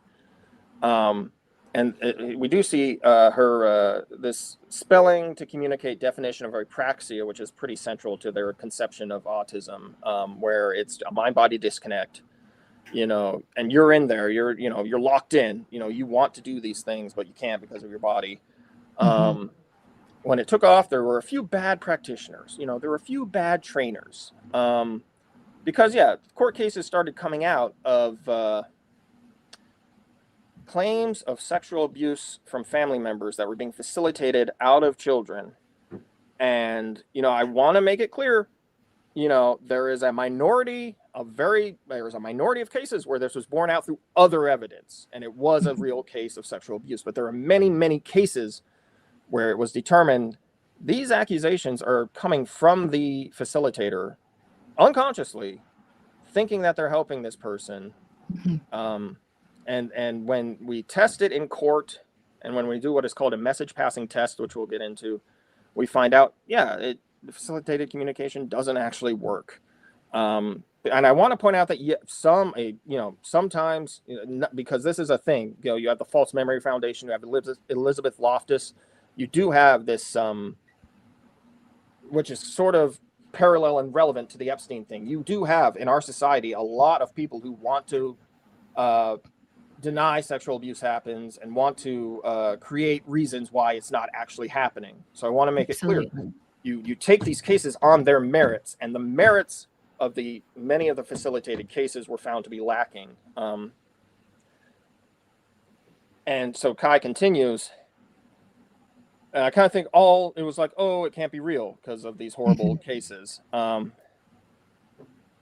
so now she's saying this is a human rights violation, that, you know, facilitated communication got a bad rap because people are not able to communicate. And this is another thing. I'm kind of going all over the place here. No, you're fine. That's okay. Where over the course of the podcast, if you listen to Kai as the narrator, it is either facilitated spelling, or it's nothing. There is no other option for your child to communicate ever. She ignores the entire field of AAC, augmented and alternative communication, which involves keyboards, eye tracking, text to speech, Stephen Hawking, and that's relevant too. I may be mixing up, getting ahead of myself here, bringing that up because you're fine. I'm right on cue. Okay. The point is, people can navigate. Oh, you're I'm frozen. back. You're back. Yes. I'm back. Awesome. I'm so sorry, everyone. Oh, no. Don't apologize, Emily. That's what you told me earlier. So the idea is, Stephen Hawking. He, was somebody who had an AAC device as his condition progressed to help him, to speak. And here he is. Here's a relevant couple of photos. Epstein put him on a mini sub and took him around. And also here's a conference he attended. Now, his family has said these are his caregivers who just happen to be dressed appropriately for the occasion. This is not some kind of Epstein thing right here, but the conference was attended by Epstein, Right. It also is interesting to me too, the reaction to this photo, because, on the one hand, if the minute you involve Epstein, everything looks sinister, but you also have to think, here's a grown ass man, and his caregivers, having fun, posing for a photo at a conference. How do we conceptualize the idea of the disabled with babes in bikinis, and not even that, just women in swimwear? Just how do we say things? How do we define things? I don't know where that just came into I don't know where I'm going with that, but it's just, you always have to kind of be thinking about, how we think about things. Yeah. No, I agree with you wholeheartedly. So go on, Tam.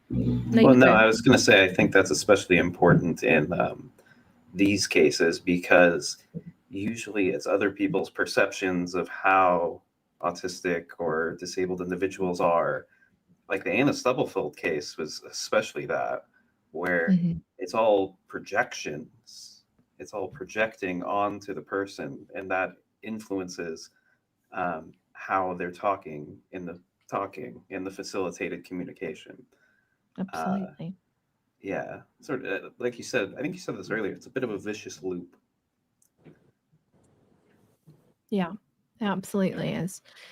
So Kai Dickens recommends this movie that came out in 2023, or no, did it come out in 2023, Spellers? Yeah, either that or the year before. It's pretty recent. Okay. And she recommends it as a way to understand autism. And communication. And the other important thing is a lot of fans have said as they came into this show, I didn't know anything about autism. I had no experience with it. And so they're being funneled into the facilitated communication hole, and they're being given this incredibly, you can argue the merits of it. Again, you can say back and forth. Okay, yeah. Can we explain why? We're going to get there. I just want to make a point. We are going to get there. You're going to see very soon. Okay.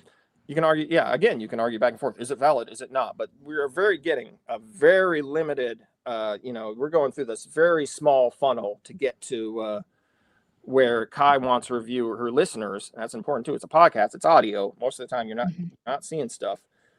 She recommends this Spellers movie, which is about spelling to communicate, and which is produced by a guy named J.B. Handley, who's a big, vaccine cause autism guy, a big spelling to communicate guy. Also executive produced by Jenny McCarthy, famously, vaccines cause autism. Also famously, previously Indigo Children, which is something we can pull back. We'll get there. Hang on a second, because the great thing about having this, I can't skip actually to the Jenny, but we'll get there later. Yeah. If we ever get there, we'll get there later. All right, let's start getting into some of the actual facilitated examples of facilitated communication within the telepathy tapes. And I think that this is when it's going to become clear that what is happening. And Jerry, would you agree? And because this is something that Tanner's mentioned to me, and I do agree that this is kind of like a Ouija board. Well, that's the common, that's the common metaphor, and the idea is that it's the ideomotor effect, is the unconscious effect of you and another person both having this letterboard. And this is interesting. I wish I had the link. There's a interesting research paper that came out somewhat recently about, they were testing people with Ouija boards, and everybody was swearing, I'm not the one controlling it. And as well, somebody has to be, it was this kind of thing where you, even as you're doing it, you don't know that you're doing it. A little context for the slide we're showing here, because a little context for the podcast.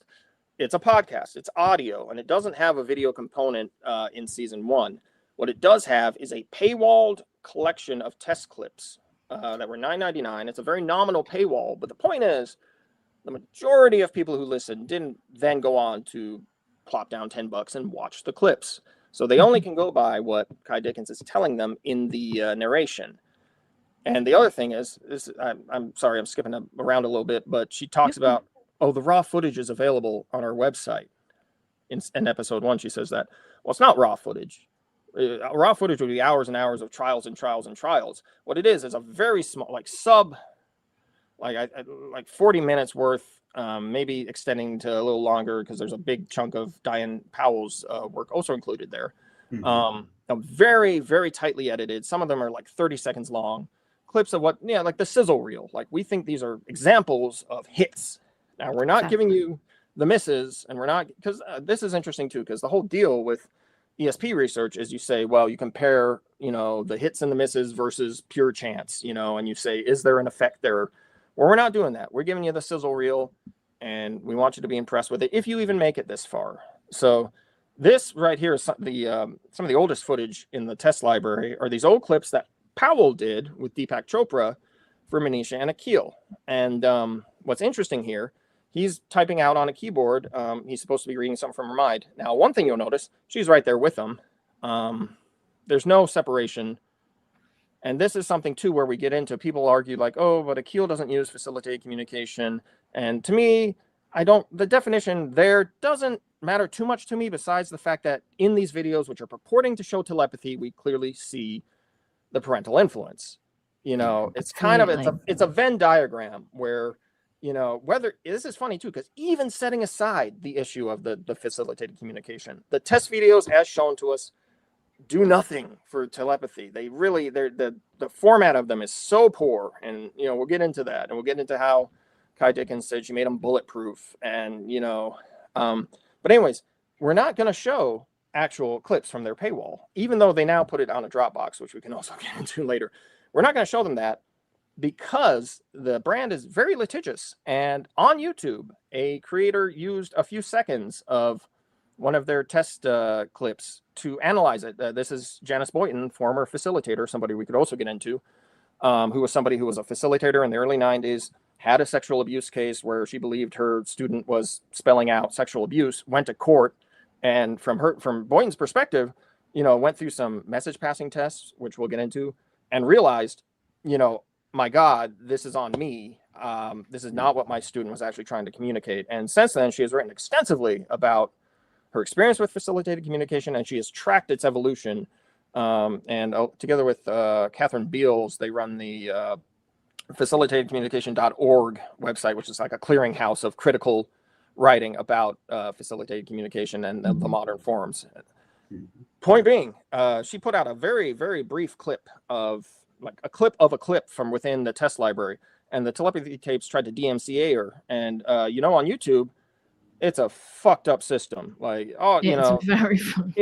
Anyone on YouTube knows you're screwed. But thankfully, the telepathy tapes is a very sloppy brand. Their DMCA notice, they claim we have a slide in here, but they claim the length of the content was longer than the actual existing clip was to begin with.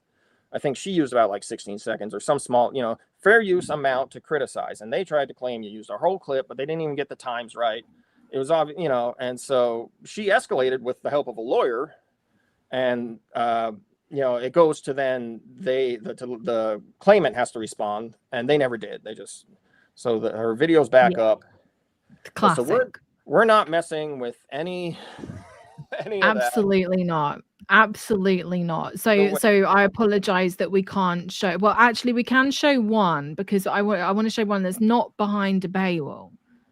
And it's the blindfold Uno test. So maybe we'll show that up front. Okay, what do you think? First thing I want to do is point out what's happening in this caption here. Okay. This one of the oldest clips. So he's writing on the keyboard. He's supposed to get something out of her mind, and his mother just leans over and deletes some of what he's written because it's not the right answer. Yeah. It's insane. And actually, let's stick on that for a second because I put more images in of that. Let's go skip a little bit past. Where are we? Sorry, we've got so many slides. We're like all over the place. Hang on a second. Where's the stuff about? Where did that go? Which one are you looking for? All right, maybe it hasn't made it in for some reason. I'm looking for where I have. It's not in here. It's weird. All right, forget about it. It disappeared. I must have deleted it, but it was from this specific oh no, hang on. It's slide. Okay, it's slide 92. It's all the way up here. To give people an idea. My God, we've got so much. Right, so this is from that test, and I just want to show you just how this is in the space of about 5 seconds. And if you look at her hands, right, so her son is on the computer and he is trying to get out of her mind this specific word, and she's standing behind him making all manner of noises. And then this is just in the space of 5 seconds. Look at how many times her hands move. So it goes from that to that to that to that to that to that, and now she's like that. It moves over and over again, and you see it every single time in this. Well, not every single time, but in a lot of these experiments where it's movement. It's like you're queued up, and she's there. She's right over him, and it's like constant. It's like the most blatant thing I've ever seen. And you'll also see it again. Here's another example of Manisha and Akil. Okay, so he is trying to get a word that she's written down on a bit of paper. He's trying to get it telepathically and write it on his pad. And you can through this, she's kind of moving behind him over and over. Okay, so look here at his right hand and her right hand are in the same position, and then you'll get you see the movement here. Do you see what she's doing? Like the movement with her hands. Like that seems to me to be quite obvious. And then it's just like that is what she's doing. And then, you know, again, the movement, it's like mirrored movement. I like how, because they're so litigious, we've had to turn this into like the Zapruder film. Back and to the left. Back. Yes, Yeah. exactly. But she's like, she leans over him. Emmy, I think, has your camera gone down? Am I here? You're still here, but maybe it's just on my end. Oh, weird. no. Can you hear me? Can you hear me? Yeah. Okay. Jerry, can you hear me? Am I all good? Can't hear me? Oh, do we have audio? Hang on a second. Hang on. Can you hear me? Yes. Can you hear me now? Can you hear me now? No. Okay, I lost your guys' audio. Oh, no. How did that even happen? Can you hear me now? I mean, I can hear you, but I don't think he can. Jerry, can you can't hear me? He can't hear me. I knew this was happening. Okay, I'm gonna leave and then come back in. Okay, bear with me.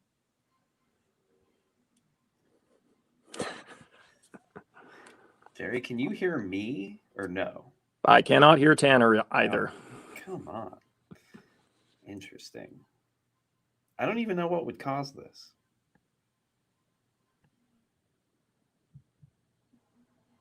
Oh, say something, Tanner. Something? Oh, no, I still can't hear you. Are we back? Okay, I can hear you, Emily. Okay, Tanner, can you hear me? Still no. Yes. Okay. And your friends. Yeah, that's Again, that's. This is just how things go. That's all right. I think it must be my internet connection that's like crashed everything because it's been really weird recently. I don't know what's been going on with that. But anyway, it's because we were doing. Yeah, Keir Starmer's Britain, absolutely. So as we were, look at this. Like you can see, look at the hands on the back. Oh, I'm realizing what it over. was. It was because I said Zapruder film. Oh, Tanner, you're still muted. Went haywire after that. I can hear Tanner. Can anyone hear me? I can hear you, Emily. Tanner, can you hear me? I can hear you. Okay. Jerry can't hear me? Jerry, why don't you, it fixed for actually Tanner, leave the stream and come back. Tanner, leave and come back. Okay. Jerry can hear me, right? You're all good? Okay. Yep. All right. Let's carry on. Let's hope that Tanner comes back. So like look at the levels of queuing here. And hopefully this kind of goes some way into showing facilitated communication and what is actually going on here. Where were we? Okay, we were on this one, and we were going. Oh, that's what I was going to do. I was going to show the blindfold Uno test, but I'll wait for Tanner. I'll wait for Tanner to get back. I apologize for this absolute nightmare of technical difficulty. All right. Can everybody hear me? Yes. There we go. All right, we're back. We're so back. We're locked in. You guys didn't even get to hear my joke then, which is that me saying Zapruder film crashed everything. We saw. Oh, Emily, mute him again. He's joking again. All right, I'm going to play the blindfold Uno test. Again, this is freely available on the Telepathy Tapes YouTube channel. This is covered by fair use. So it's out there already. So the first thing we're going to do is we have this bunch of Uno cards. I'm going to spread them out on the table right here, the picture side up. Bringing them closer to her a little bit. I think this is plenty. and I'll invite anybody here to say a card, and then Nisa is going to pick that one from the table. Would you like to ask Nisa to pick a card? Sure. The blue 2.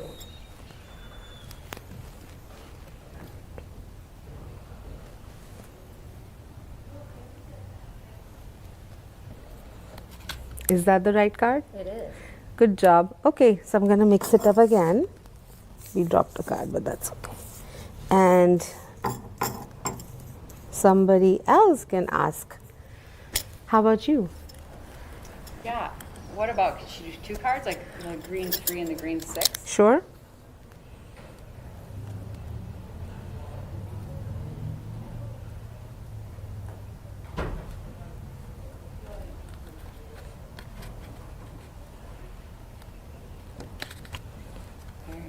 Are those the right cards? Yes, good job. So, Jerry, what do you make of that clip? Well, that is a perfect example of how the Telepathy Tapes brand is sort of covering all its bases. Because if you say, for example, you've got in the caption here, we've got Manisha deleting typing, and then we've also got her, leaning over him. You can point to that clip and, fans or somebody defending the brand will say, well, how, that can't be the case there. How is that even possible? Nobody's queuing there, which is absolutely correct, because that is just plain old blindfold tricks, which have been around for years and years in the magician field. And the Mindfold brand, especially, although that was not branded, that one looks very similar.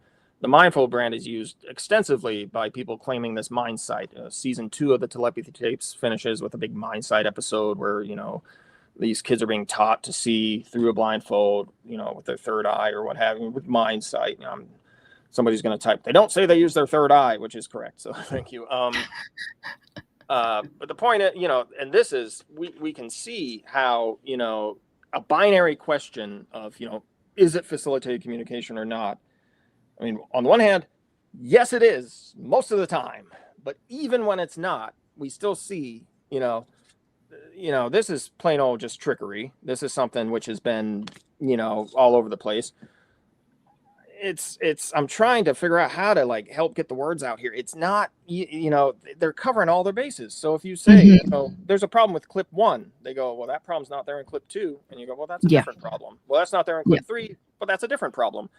The point is the sensory leakage, to use an ESP term, in the tests is just all over the place. There's no controls on it at all. And the description of the testing in the podcast, the narration describing the testing, is pretty misleading in terms of, they're talking about, there's dividers up, and sometimes people are blindfolded, and sometimes people wear earmuffs. And at no point does it really become clear just through listening what exactly is happening in a test. You can't visualize the test clip in your head just through the narration.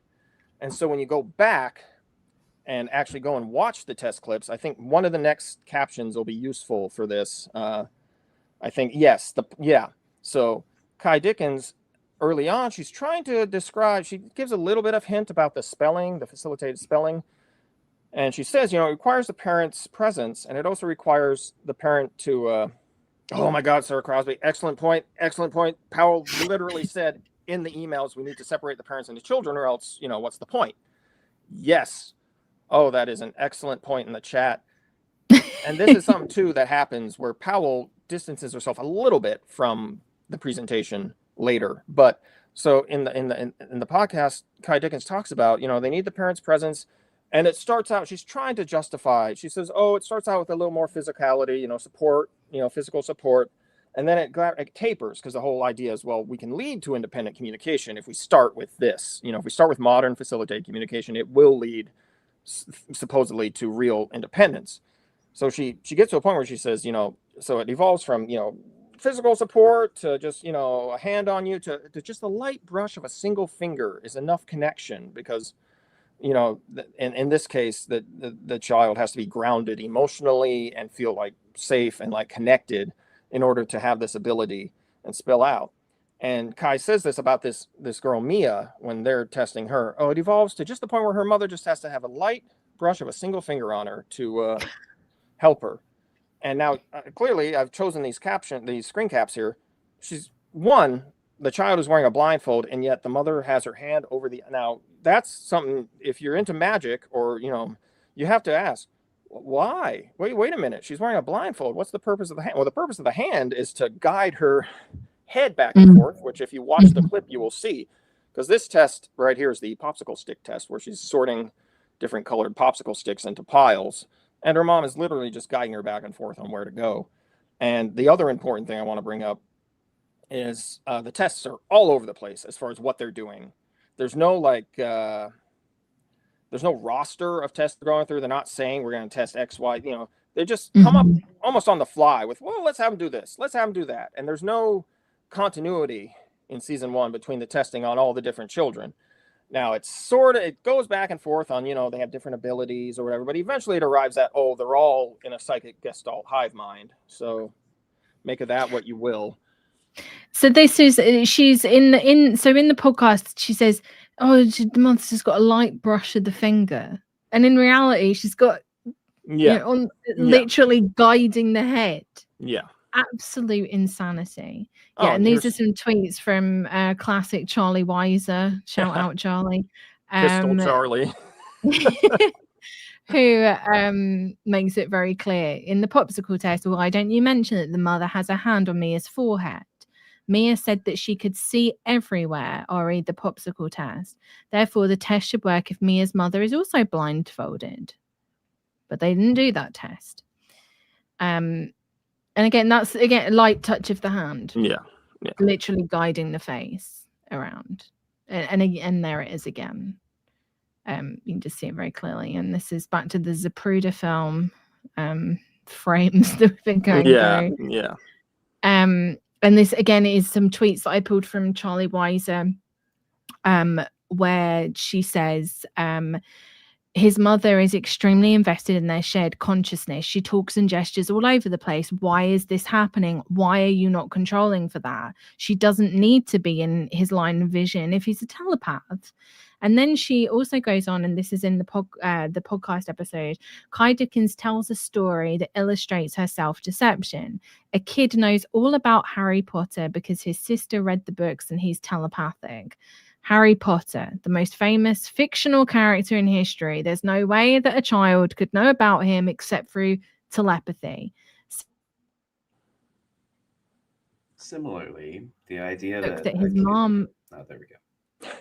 Oh, I'm so sorry. Sorry, I'm going to write a strongly worded... But you come back to... I'm going to write a strongly worded letter to my internet provider because it's terrible. But anyway, those are some tweets from Charlie Weiser. And then we get into another test, which again is facilitated communication. Jerry, do you want to talk us through this one? Yeah, this one's good. Gideon Reed, a UFO researcher, has written a little bit about this UNO test. I think he has a video on YouTube too about it. And this is a good example of, again, the idea of sensory leakage, as in you're not controlling enough to make sure it's actually telepathy. Because elsewhere in the podcast, they talk about, we covered up reflective surfaces in the room, when we're testing. Now they've got, maybe not from this angle, maybe from because there's also a head-on camera angle where they've got this giant camera lens right in front of them. But here's a good one though. No, yeah, that one's a good one too, because that's the facilitated communication angle. The way, here's a good point right now for me to stop and get a little bit into the evolution of facilitated communication, because originally, you're helping someone physically move their hand around and type physically.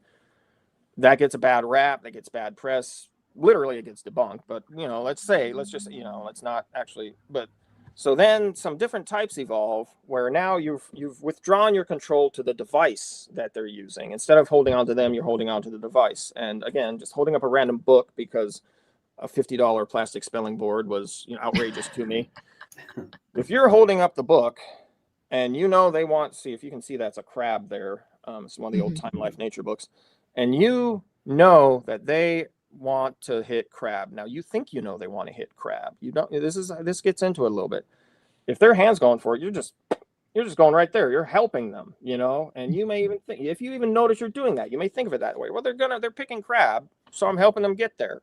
And that's the danger in it, because the thing is, you know, people could be perfectly capable of spelling on their own, you know, but with spelling to communicate, the idea is there's that uncertainty there. If you know, if you have somebody else controlling the position of the board and controlling where it goes, and you know, if you watch raw videos of spelling to communicate, which I have not uploaded or included because a lot of it is like families doing it on Facebook, so not privately, but you know, I don't want to point down on one single family and go, watch this painful experience, because if you watch spelling sessions, a lot of the time the parent is just saying, okay, the letter R is next. Well, how do you know that? You know, guiding them through the spelling one and then ending it. Now, the theoretical side of spelling to communicate, you know, they would say, oh, they're not doing it right, because you're only supposed to, the whole point of you holding the board is you stop and you start, and that's helping regulate someone who has physical problems. Also with fine and gross motor skills, we have a slide for that too, because that's total BS, but that is the justification. So you look at this, you know, this caption from Charlie Weiser, and you see she tracked where the board is. The board's waving all over the place, which of course it is. You know, it's being held in someone's hand. So, you know, it is interesting that then later Kai Dickens will say, oh, the boards don't move at all. She just says they just don't move at all. They're held perfectly still. They don't move at all, which is odd, because it's the type of lie that the brand tells a lot, where it's not even necessary, because owing to someone who's actually like theoretically trained in spelling to communicate would say, oh yeah, the board moves because they're going in and out. They're helping regulate the person, you know. So it's odd to me, but it sort of shows the just trying to get ahead of stuff in a somewhat clumsy way.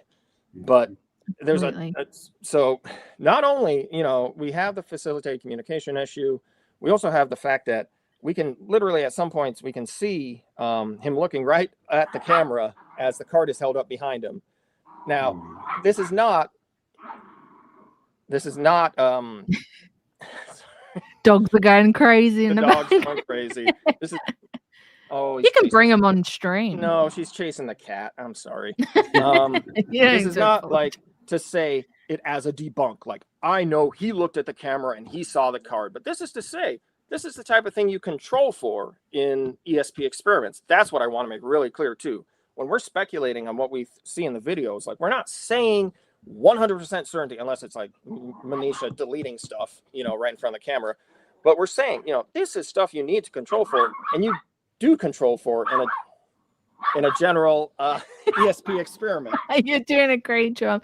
Yeah, and I think that's a good point as well. It's like I would say like all three of us are not necessarily like debunkers. We have like an interest in this topic, like ESP, parapsychology. Like we are all very much interested in it, but exactly as Jerry is saying, like this isn't controlled, and it's also very manipulative of the people involved and the vulnerable people involved. Yeah, and we've got Dog on me the of stream. James Randi's what's called the Alpha Project program. Yes. Like Sting. It is incredibly easy, even in like pretty decent laboratory settings. Like the McDonnell laboratory wasn't perfect, obviously, but because it was funded to basically prove ESP, which is kind of not good from the outset. But as far as like university scientific research goes, it wasn't the worst, and it certainly wasn't this level. And the participants who were planted people could change the results pretty much however they wanted. Even when conditions were changed, they could kind of make adjustments to still, they could make adjustments to still get the illusion that they had telepathy, as opposed to it just being cueing. This is like almost like a completely separate beast, where it's like they're able to, there is no laboratory control. So they don't even have to deal with like the laboratory person being like, well, we really shouldn't let you do this, even though you're trying to talk me into it, because that could be messing up the results. I'm like, I don't know. It's just so unscientific. It's astounding to me, and I'm not even like a capital S science guy, but it's just like beyond even like basic understandings of like the scientific method.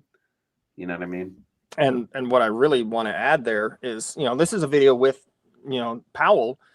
And in the podcast, there's this whole little bit where she tells Kai some of the tests that Kai has done already. Well, these aren't good enough scientifically. And Kai is crestfallen because we tried our best, blah, blah, blah. The idea is Powell is bringing in her scientific expertise to tighten this stuff up. But we can see from Powell's, the stuff from 2017 with Manisha Nikhil and Deepak Chopra. And we can see from this right here, like, where is the rigor coming into it? Where are we getting the rigor, the actual, again, the scientific protocols to ensure, because again, we don't have to say, oh, I know exactly, he looked at the lens and he saw but I'm saying, well, what the hell are you doing? Like, where are we getting telepathy from yet? When we've got this wide open. Yeah, exactly. Well, an interesting question would be, do you think it's intentionally kept to where it's not, it still needs work scientifically, but we need the funding for it? I've noticed that too with the remote viewing program. Some of the people involved with it, that was sort of like, we're doing pretty good, but we could really use some more funding, even though we already have a laboratory and decent-ish funding.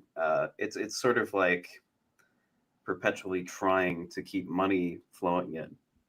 Yeah, that's interesting, because originally the justification for the $10 was sort of a privacy shield for the kids involved to say, we don't want to disseminate these minors, these children, these vulnerable children, as Emily said, we don't want to disseminate their images freely on the internet, so we're going to charge you $10 to look at these. And it's not a very high bar. No, and also they have since freely disseminated their images anyways, so it's a poor excuse. Yeah. Because later it evolved a little bit to, one, they had a donation campaign for the film, and they also said, the $10 that will help fund the film. You're contributing to this documentary, which will scientifically prove rock solid that telepathy is happening. So it is kind of this like grind, where, oh yeah, we're just one more funding round and we'll be able to get it locked in. One more, one more, guys, come on, let's get over the hump. And they say, we need this donation campaign for the film, and then we're going to be able to actually go and get all the real science done, and we can get into some of that real science later too. Absolutely. All right. Oh, yes. So, message part. I would continue, but I don't know where she was going to go. Yeah, message passing tests. Emily, are you back with us? It looks like you are. I'm back. Message passing tests. Yeah, so this was... Sorry, Emily. No, go for it. I was about to say, what are they? What are they? No, go. Please do. Yeah, so when facilitated communication in the early 90s was being studied further, and when both the court cases were coming out and in general research was being done with it, that's important, because sometimes the narrative is kind of narrow to just it happened because of the court cases. But this was research was being done, and the court cases of the sexual abuse allegations, those involved also testing it. This specifically, this is a screenshot, I think, from Prisoners of Silence, the very good Frontline documentary. That specifically, I believe, came out of the court case involving Janice Boyden and her student. The idea is, if you want to see who's influencing the actual output of the communication, you set it up. You show the student one picture, you show the facilitator the other picture, you see what comes out. Because when you show them the same picture, you show them both a cat, what comes out? Cat. You show the student a cat, you show the facilitator a dog, the word dog comes out. And so they did that, and that became this repeating thing where either you got what the facilitator saw, you got nothing because they didn't know what to write, or you got like something that's like either garbled or a random guess. Now, to be fair, spelling to communicate people, facilitate communication people, they have arguments where, message passing tests aren't the be all end all. And they like to say, oh, it's too stressful, it interrupts the bond, et cetera, et cetera. Although I will say, I think he's floating around here somewhere, Mr. Howard Shane, on the captions here, because he developed his version of the message passing test, where it was very simple. There he is, this guy who helped develop Stephen Hawking's AAC device. So this is another thing, because oftentimes it's set up into an us versus them thing, where people who are criticizing FC or modern spelling, well, they don't want autistic people to communicate. That's why they're doing it. They're evil. They hate disabled people. They don't want them to communicate. This is a guy who works in disability. This is a guy who, again, helped develop Stephen Hawking's AAC device. And so he came up with this very simple test where, like, he had a manila folder and he literally just had a divider, and he would just lean over, show the student one image, flip the divider real quick, show the facilitator the other image. And it was so, because part of the argument against message passing tests is, oh, the scientists are poking and prodding you and it's upsetting and it's not your comfort. No, you can do it any place, anytime, just do it like that. And it is just as simple as a regular facilitated session. And so when he did it like that, you see the result is that, oh my God, this information is coming from the facilitator. Now, another way that some people who support spelling and facilitated communication, they say, well, that's because of telepathy. We actually do a full, because here's the thing too. Kai starts out in season 1. She says, modern facilitated spelling is not old-fashioned FC. It's different, it's better, because we move from holding their hands to holding the device. But then she also does an end run and says, and actually old school facilitated communication, that's fine too. That's fine. And in fact, it could be because they have a telepathic connection that it works. So, you got it coming and going. Oh yeah, what's with the hole in the wall? Well, that is because that is old school facilitated communication. Yes, where that is someone physically.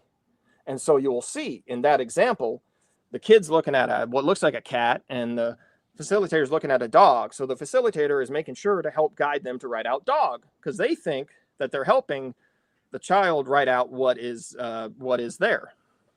If that helps. My God. It's just bonkers when you lay it all out. It just genuinely. Yeah, this one is a good example of that kind of. This is a graphic a random person on Reddit made up, and I've stolen without attribution. I'm sorry, I forgot who posted this. But it'd be funny if that's the thing that I get a copyright claim. Well, I'm looking back at the original post. It says that Maxwell Hill posted it. Oh, that's dirty pool, Tanner. But what this graph is illustrating is how the central defect of facilitated communication is then used to become its strength as far as the telepathy goes. So the fact that the facilitated person comes out with what's in your mind is just proof that they're reading your mind. Mm-hmm. And which to me is an interesting thing too, because it the argument you're making is that, oh, it works because it turns them into telepathic puppets. So it's like, wait, I thought we were talking about independent communication for people to communicate what they want. Like, you're telling me they can only ever communicate what they read in my mind? That's the justification that makes it better? That's something that's stuck on me for a little while now, just that. Yeah, absolutely. Mm-hmm. Okay, so this is where and you put this. Talk us through this slide, Jerry. Yeah. So again, Kai talks about in interviews and on the show itself how they're doing all these things to prevent sensory leakage, and they're doing it to be scientific. She said, okay, she tells an interviewer, we said, okay, let's put dividers, let's put earphones, stuff like that. Now you can see in all of these captions here, caps, it's not happening. It's not in, and another argument defenders will make, I'm setting up us versus them defenders, but people who want to defend, they'll say, well, these are the season 1 tests and they're going to do better tests. But if you go back to season 1, these tests were supposedly great. They were enough. These are like the smoking gun. This is the evidence. Yeah. This is what's taking us by storm. This changes everything. They prove telepathy. They even say it in like episode 3 or 4. We've already proven telepathy. Now let's explore all these other concepts that come out of it. Yeah. Mm-hmm. But once they get criticized, then it's, well, we're going to do better work. We're going to do more and better work. And this is even, you have to keep in mind too, the way the tests were described in the narration doesn't match how they actually are. So, you know, I mean, yes, Sarah Crosby in this chat says, yeah, bulletproof. We did everything we could to make them bulletproof, which includes Kai at one point says, oh, you know, I bought the supplies off Amazon. So, you know, the idea is it's typical like Uri Geller crap where it's like, oh, nothing up my sleeves. You know, I bought the supplies on Amazon so they can't mess with them. That's misdirection. You know, it's not coming from there's no other gimmick, you know, props being used or anything. Yeah, absolutely. Yeah. Okay. This is the interview with Sarah Kernion, who is, you know, who I've described just as, you know, an autism mom, like a, you know, somebody who speaks about that online. And she is speaker one here. And she says, you know, her reaction to the podcast, she's saying her community, we're your little guerrilla warfare pods across the country. You know, we hear of the work you're doing, and how do we incorporate that into the classrooms, or maybe people who don't have access to spelling to communicate.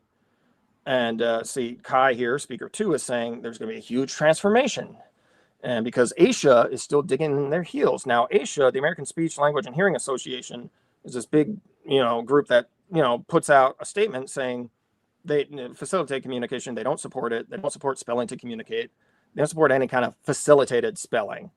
And this is a bit of a, like, she mentions them in season one, like they're standing in the way of progress. You know, there's all they're this moribund institution that doesn't understand that the evidence.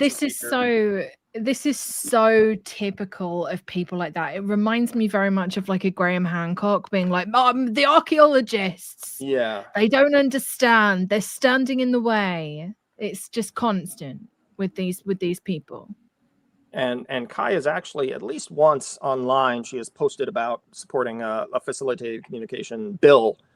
I think it was New York. It was either New York or Pennsylvania. And she said, you know, hey fans, you know, support this for access to communication. That's how they describe it, access to communication. Now, of course, if you're somebody who thinks it doesn't work, what you're going to say is, well, that's not access to communication. That's actually overriding someone's possible communication.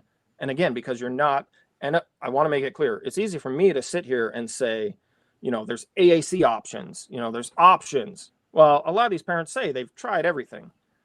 You know, they've gone through the fucking rigmarole. They've gone through the system that hasn't helped them. Mm-hmm. It's just like quack cancer treatments. You know, you've gone through the healthcare system. You're still fucking sick. And someone says, well, you know, Latriol can help you, or vitamin C megadoses can help you. You're going to fucking try it, you know? Yeah. You don't fucking care. And parents, there's multiple quotes where parents are like, I don't care what the science says. I care that think I'm connecting with my child in a certain way. You know, so it's very easy for me to sit here and just say, oh, why didn't they get Howard Shane to develop them you know, Stephen Hawking's AAC voice module, which must have cost thousands and thousands and thousands of dollars, you know. Exactly. So again, we also have this intersection of disability and, you know, how things work in this country and in this world, where people are not given tools they need, or, you know, people are not allowed to flourish in the way they should, which is where these snake oils come in and just fill the void. Mm-hmm.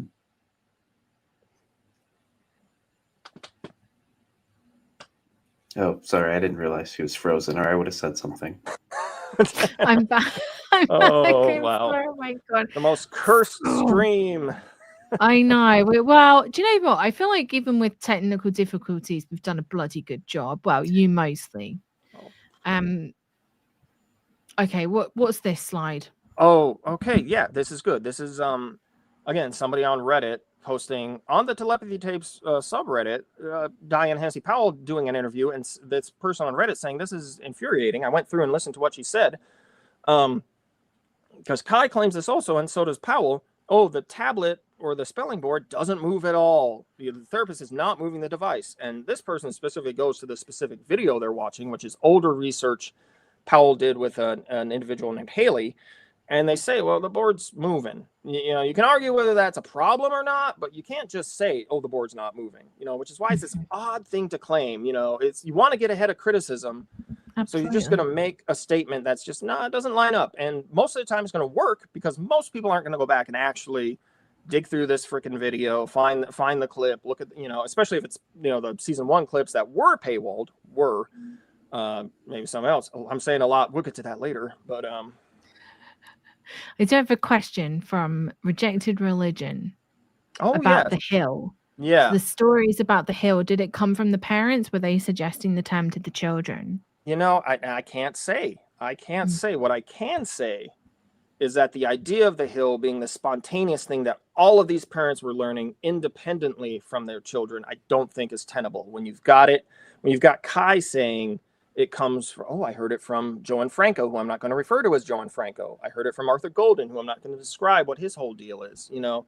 And when you see a lot of these parents, specifically the parents involved on the show, have been in touch for a while with each other. Like there's this kind of Facebook community in general network where, you know, they've been talking for a long time. So you know what, because I'm not generally, I may come off as this materialist debunker who just hates joy, but you know, I can't say where the hill came from, you know. I'm a materialist debunker that hates joy. Yeah, I was gonna say that described Emily better. I can say I don't trust Kai's interpretation of where it came from. Yes. And I can say, pointing to what you guys were talking about, how it just is another kind of recycled New Age idea. That's what I can say. Yes, absolutely. Okay, so this was an interesting caption that you pulled from an interview with Kai Dickens. This is just a funny Freudian slip about how people can help. The interviewer asked at the end of the interview, you know, how can we help, you know, these autistic youth and their families? And Kai's suggestion was to infiltrate their lives, which, you know, it's just a word slip, you know, whatever. But it's funny in light of her recent claim that the CIA has tried to infiltrate her podcast, which is a claim she made for cheap heat to her fans, because a lot of the fandom is developing this kind of alternate reality game, LARP, kind of like creepypasta thing, where they're bringing in all of these concepts, Stranger Things and Montauk and MK Ultra, and they're kind of playing along with it, you know, and the GATE program. And so Kai throws this out there, oh, the CIA tried to infiltrate our podcast. And I warned the parents about this person. The funny thing is she doesn't name them publicly, which, you know, if the fucking CIA is trying to infiltrate my project, you know, you think they'd be shouting that from the fucking rooftops. Pardon my language now. No, you would. Which is why I think it's a cheap heat claim, because we can also get into the actual intelligence connections currently in the podcast right now with their replacement head scientist, Julia Mossbridge, who, because Powell and Kai Dickens have had some kind of split. If you listen to the brand, it's been papered over and it's fine. If you read the Cut article, there's an article in the Cut about it, which said they haven't spoken in years, et cetera, et cetera. And some people have argued, no, actually they were at an event together, blah, blah, blah. They were congenial. There's been some kind of split, you know, where they're no longer working together. They're working parallel on this stuff. And Powell is very clear to say, you know, I was the first person to work with telepathic autistic savant. She really wants to make that clear nowadays. So it's a little bit of, yeah. And in the Cut article, she's quoted by the writer as saying, you know, Kai kind of went too far with stuff, because again, here's Powell saying in an email, you need to have them separated if you're actually going to do this, you know. So Powell says, Kai kind of took my like, maybe there's something there, and she just ran with it all the way to there is telepathy and all of these other things are real. So that kind of irked me, said Powell. You know, so there's tension there, and now there is a new head human potential research lead, Julia Mossbridge, involved in doing the testing for the documentary, some of which was filmed at IONS, you know, Dean Radin's ION, some of which was filmed in Chicago. Who we will get onto. We will get there. I'm going to go through, because I feel like we've gotten a little bit. Let's see where we could. Okay, I do want to pick up on this, because I think that a few people have kind of mentioned this in the chat.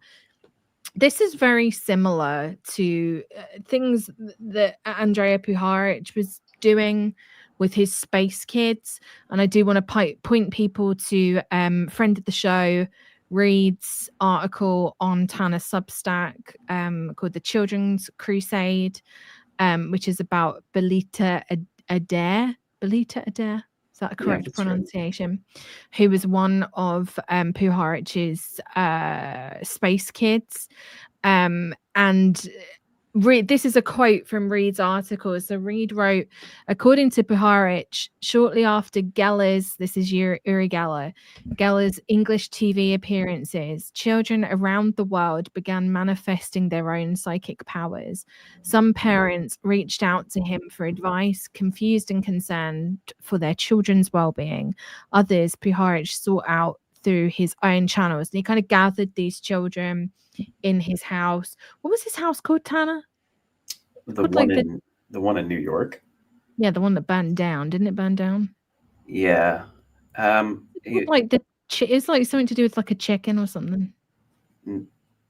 Maybe a bird, but no. But I can't think of it off the top of my head. Any other day, I probably could. I can't think of it off the top of my head. Rumor has it that Einhorn may have been the one to burn it down. That's true. That's a rumor. So Turkey, that's it. Wasn't it Turkey Farm? Wasn't it like the Turkey Farm? I swear it's something like that. Oh, I don't. Anyway, we're getting off in the weeds. But basically, he had this house. These children, he claims to have telepathic abilities. He's there doing God knows what with them. It all gets very sus very quickly. It very much reminds me of this. And just to hone in on some of the connections here, this is an email from Deepak Chopra to Jeffrey Epstein 2017. I'm in Israel with 30 people. I'm going to speak in Tel Aviv to 7,000 people. Uri Geller, who is an old friend, will join for dinner and dazzle my group. So like this, you start to see like all of the different connections. All of these people are friends with each other. They all know each other, etc. This is the Telepathy Tapes test library, the stuff that's behind a paywall. And also, you can talk us through this a little bit, Jared. So if we can go back one to the pink. Yes. Yeah, that was just their original, because they updated the website. They moved to a different, they updated the website, still the same URL, but, and the brand does this a lot. People should really pay attention to this. It's revisionist history by the brand. They delete stuff and just pretend it never happened. Originally, the justification, here's what I was talking about earlier. The justification, why a membership in the test library is what you were originally buying, was to say, oh, we're putting a filter on who gets access to the kids' likenesses in the video, so... and then they updated their website, and here's something that happened, because I paid my $9.99, and then they updated the website back in November to a new, different, flashier, uglier. I mean, this is pretty ugly, but even more like visually just grotesque. And I received an automatic email from Squarespace that my subscription to their test library has, yes, that's my email. My access has been canceled. And but right before this happened, I was looking at their new website, and I said, that's funny. I can't find the test library anywhere on here. Where did it go? Oh, they deleted it. And then I get this email.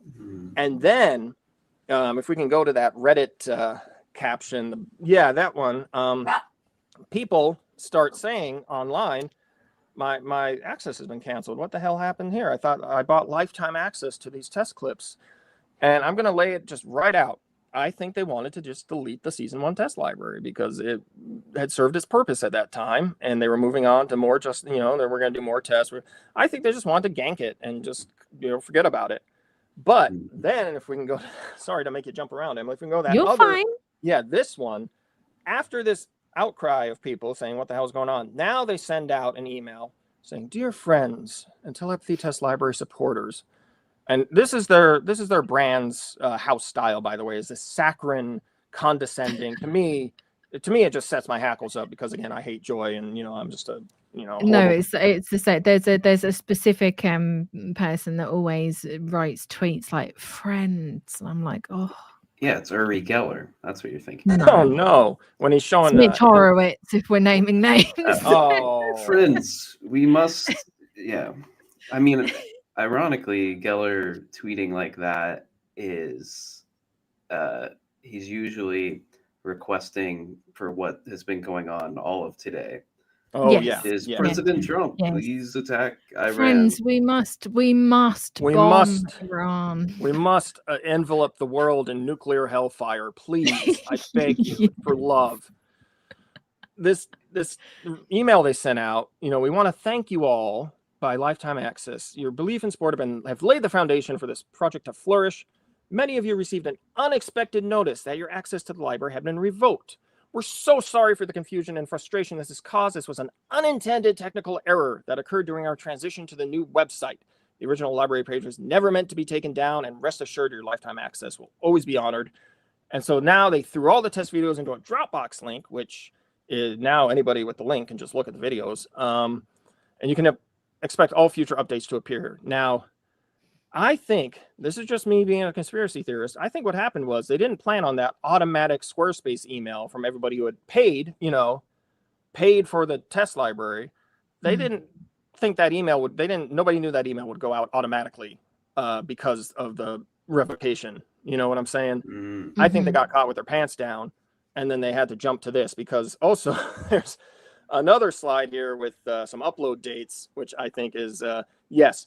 So if you go to the Dropbox and you look at the files, you see that there's a couple of files in there that have older upload dates, which are unrelated to what the actual test library was, which tells me they just had a Dropbox laying around and they're like, oh, fuck, just put the videos in there and give it to them, So all the test videos were uploaded the day after the cancellation notice went out. To me, they were never planning on having an updated archive for people.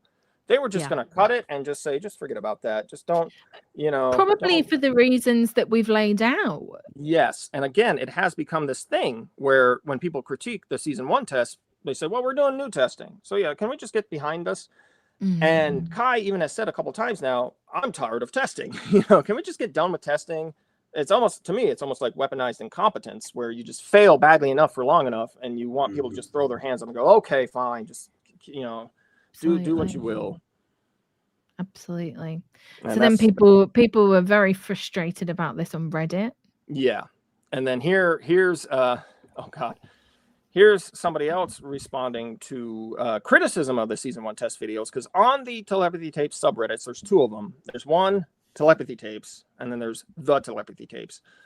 One Telepathy Tapes is for super fans, where we're not critiquing anything. We're just talking about how great it is. And the second one is, we can have criticism as long as it's in this, in this lane. We don't like pseudo-skeptics, which is the new term for anyone who won't just accept what we're saying. You're just being a pseudo-skeptic. Pseudo-skeptic. I've never heard that once. That's hot now. That's crazy. So originally on the Telepathy... this is what became the Super Fandom pod, or sub.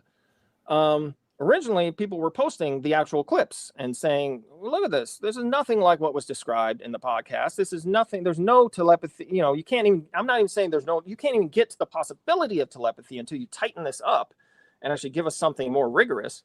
And so this user posted a very, defending the Telepathy Tapes honor. Why are you allowing a specific user to post copyrighted paywalled videos of disabled minors to make their point, which is in violation of Reddit's TOS, because they were taking the original justification for the $10 fee. We're protecting minors. Yes, that was definitely what it was for. It was definitely to protect minors. The thing is, this user later became a mod of both subreddits, and then it became the rule that you couldn't post the clips because they were copyrighted to Kai Dickens, and that's a violation of her intellectual property. Right. And it's very interesting to me that this paradigm-shifting evidence, which we need to wow the world with, and their whole thing, they have a tagline, seeing is believing. All of a sudden, we're going to, it's copyrighted. Sorry, you got to pay your, you got no ticky, no shirty, Yeah, that's interesting to me. And I'm a goon. I'm a Redditor. I've been paying attention to these spaces. The modern, open to criticism, the Telepathy Tape subreddit has very strict guardrails in place to ensure nothing gets too crazy. We don't get anybody pointing out the real problems. And I think I got a couple more slides in here to do with that. So we do have a little problem in that this stream only allows 100 slides at any one time. Yeah, wow. Can you actually believe that? So I am going to propose something because we are at 2 hours and 40 minutes. Yeah. And I'm very quickly approaching my bedtime because I can feel my eyes like it's starting to, when the sleep starts to come up on your shoulders. That's where I'm at right now. I propose that we save, because we do have another 121 slides. We've got everything about season 2. We've got a lot more to get through. Am I? Can you hear me? Yes. Yeah. Yes. Okay. We're All right. waiting Good. for Just your checking. proposal. Yeah. All right. So I propose that we do a part 2 in like the next 2 weeks.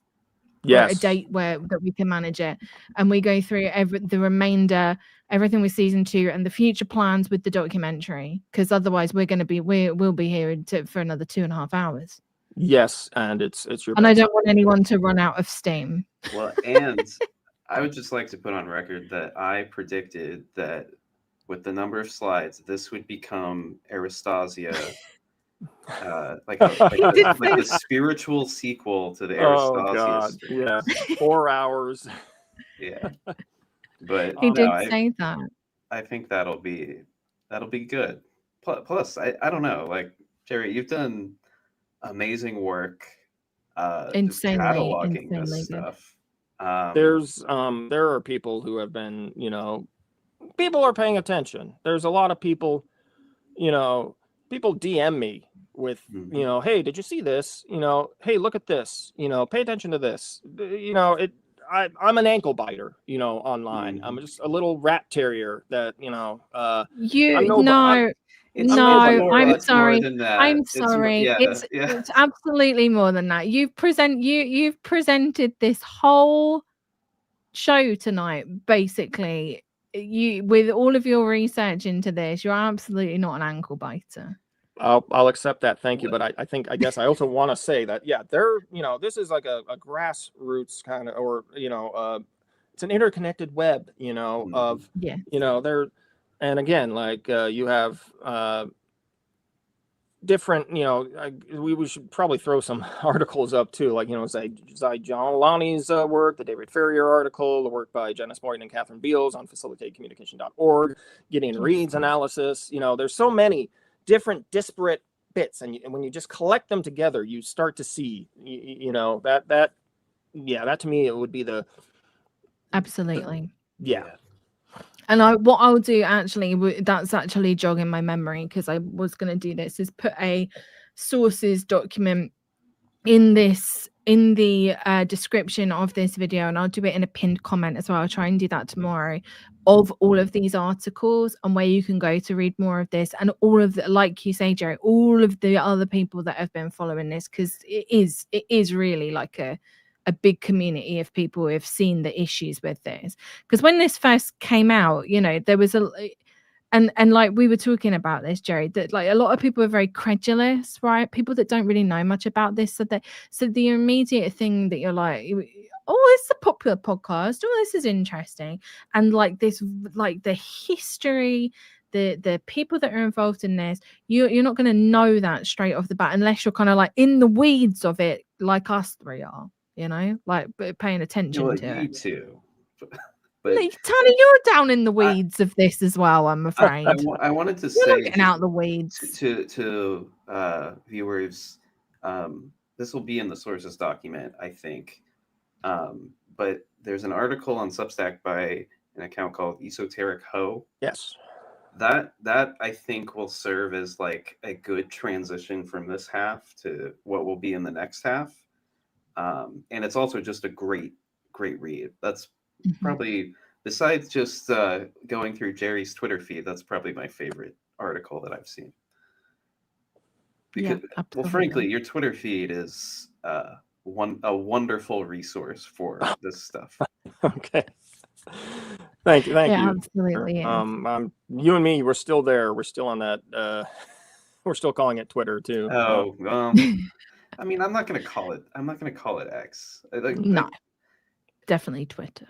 I mean, that just shows you how bad it was in terms of branding. But that's another conversation. Yeah, the Esoteric Ho article. Yes, absolutely. That is the perfect bridge, because hopefully in part 2. Now that I'm just going with it. I'm like, yes, let's do that. Part 2.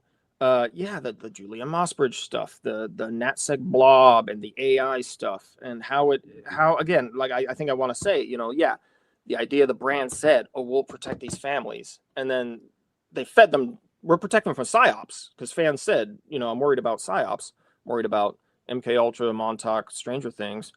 The brand said we'll protect them, and then the brand fed them directly into the psyop machine. You know, that. Yeah. Yeah.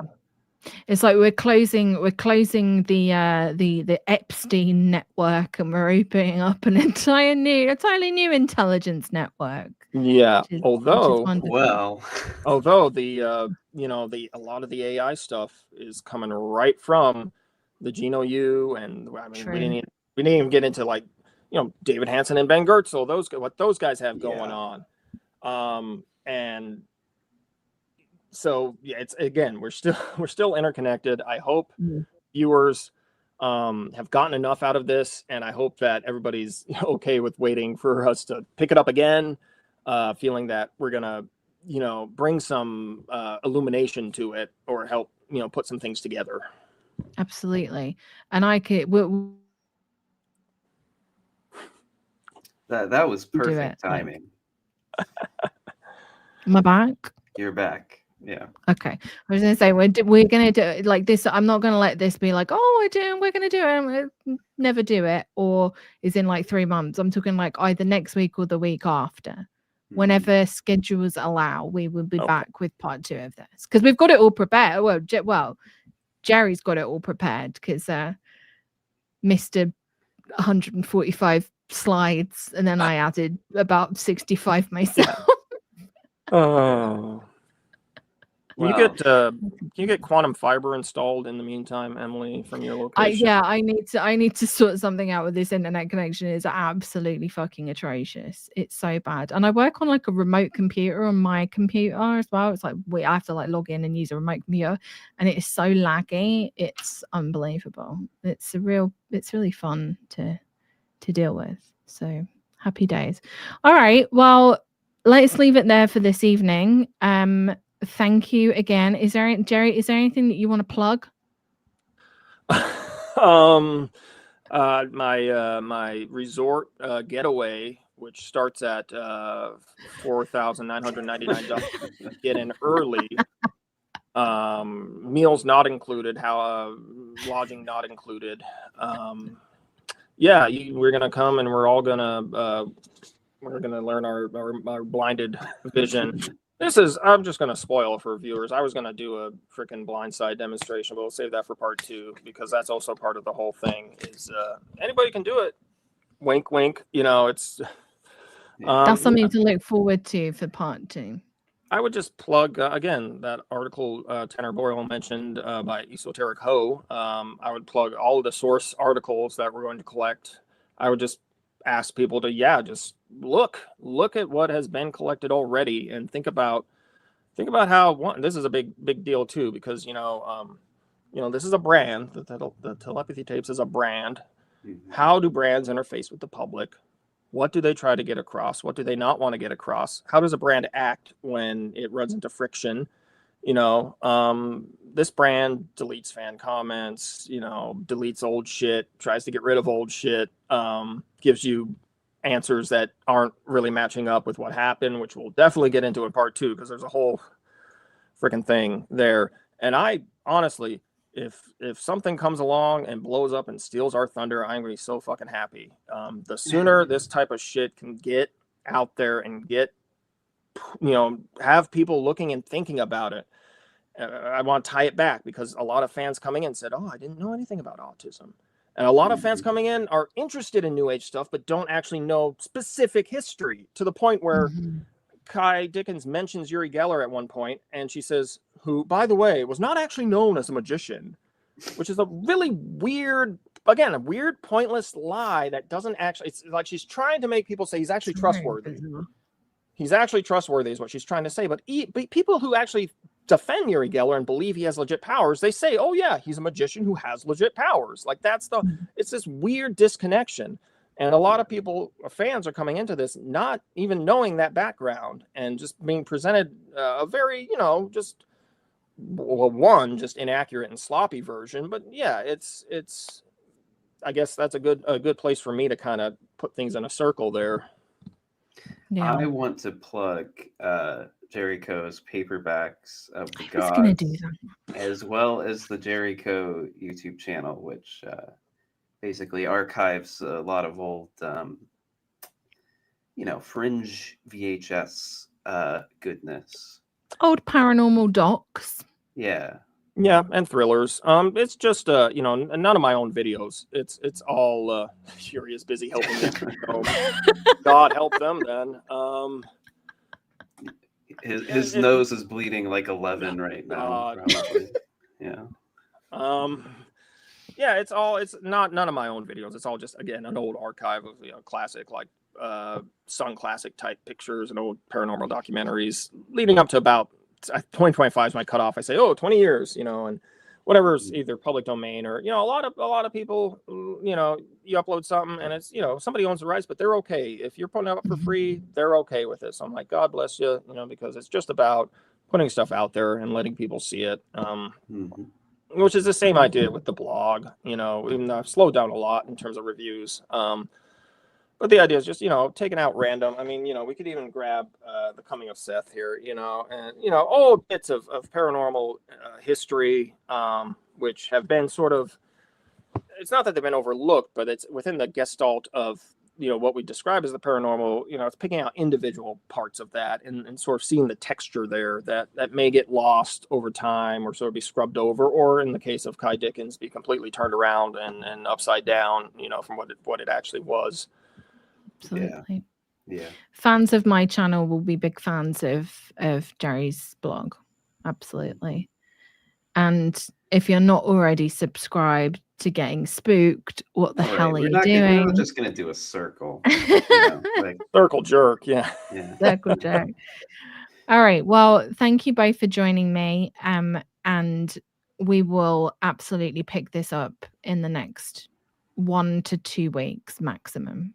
Yes. All right. Okay. Well, thank you to everyone else that joined. There's been a very lively chat. Lots of people watching, and obviously people are going to be watching this back because it will be on the channel.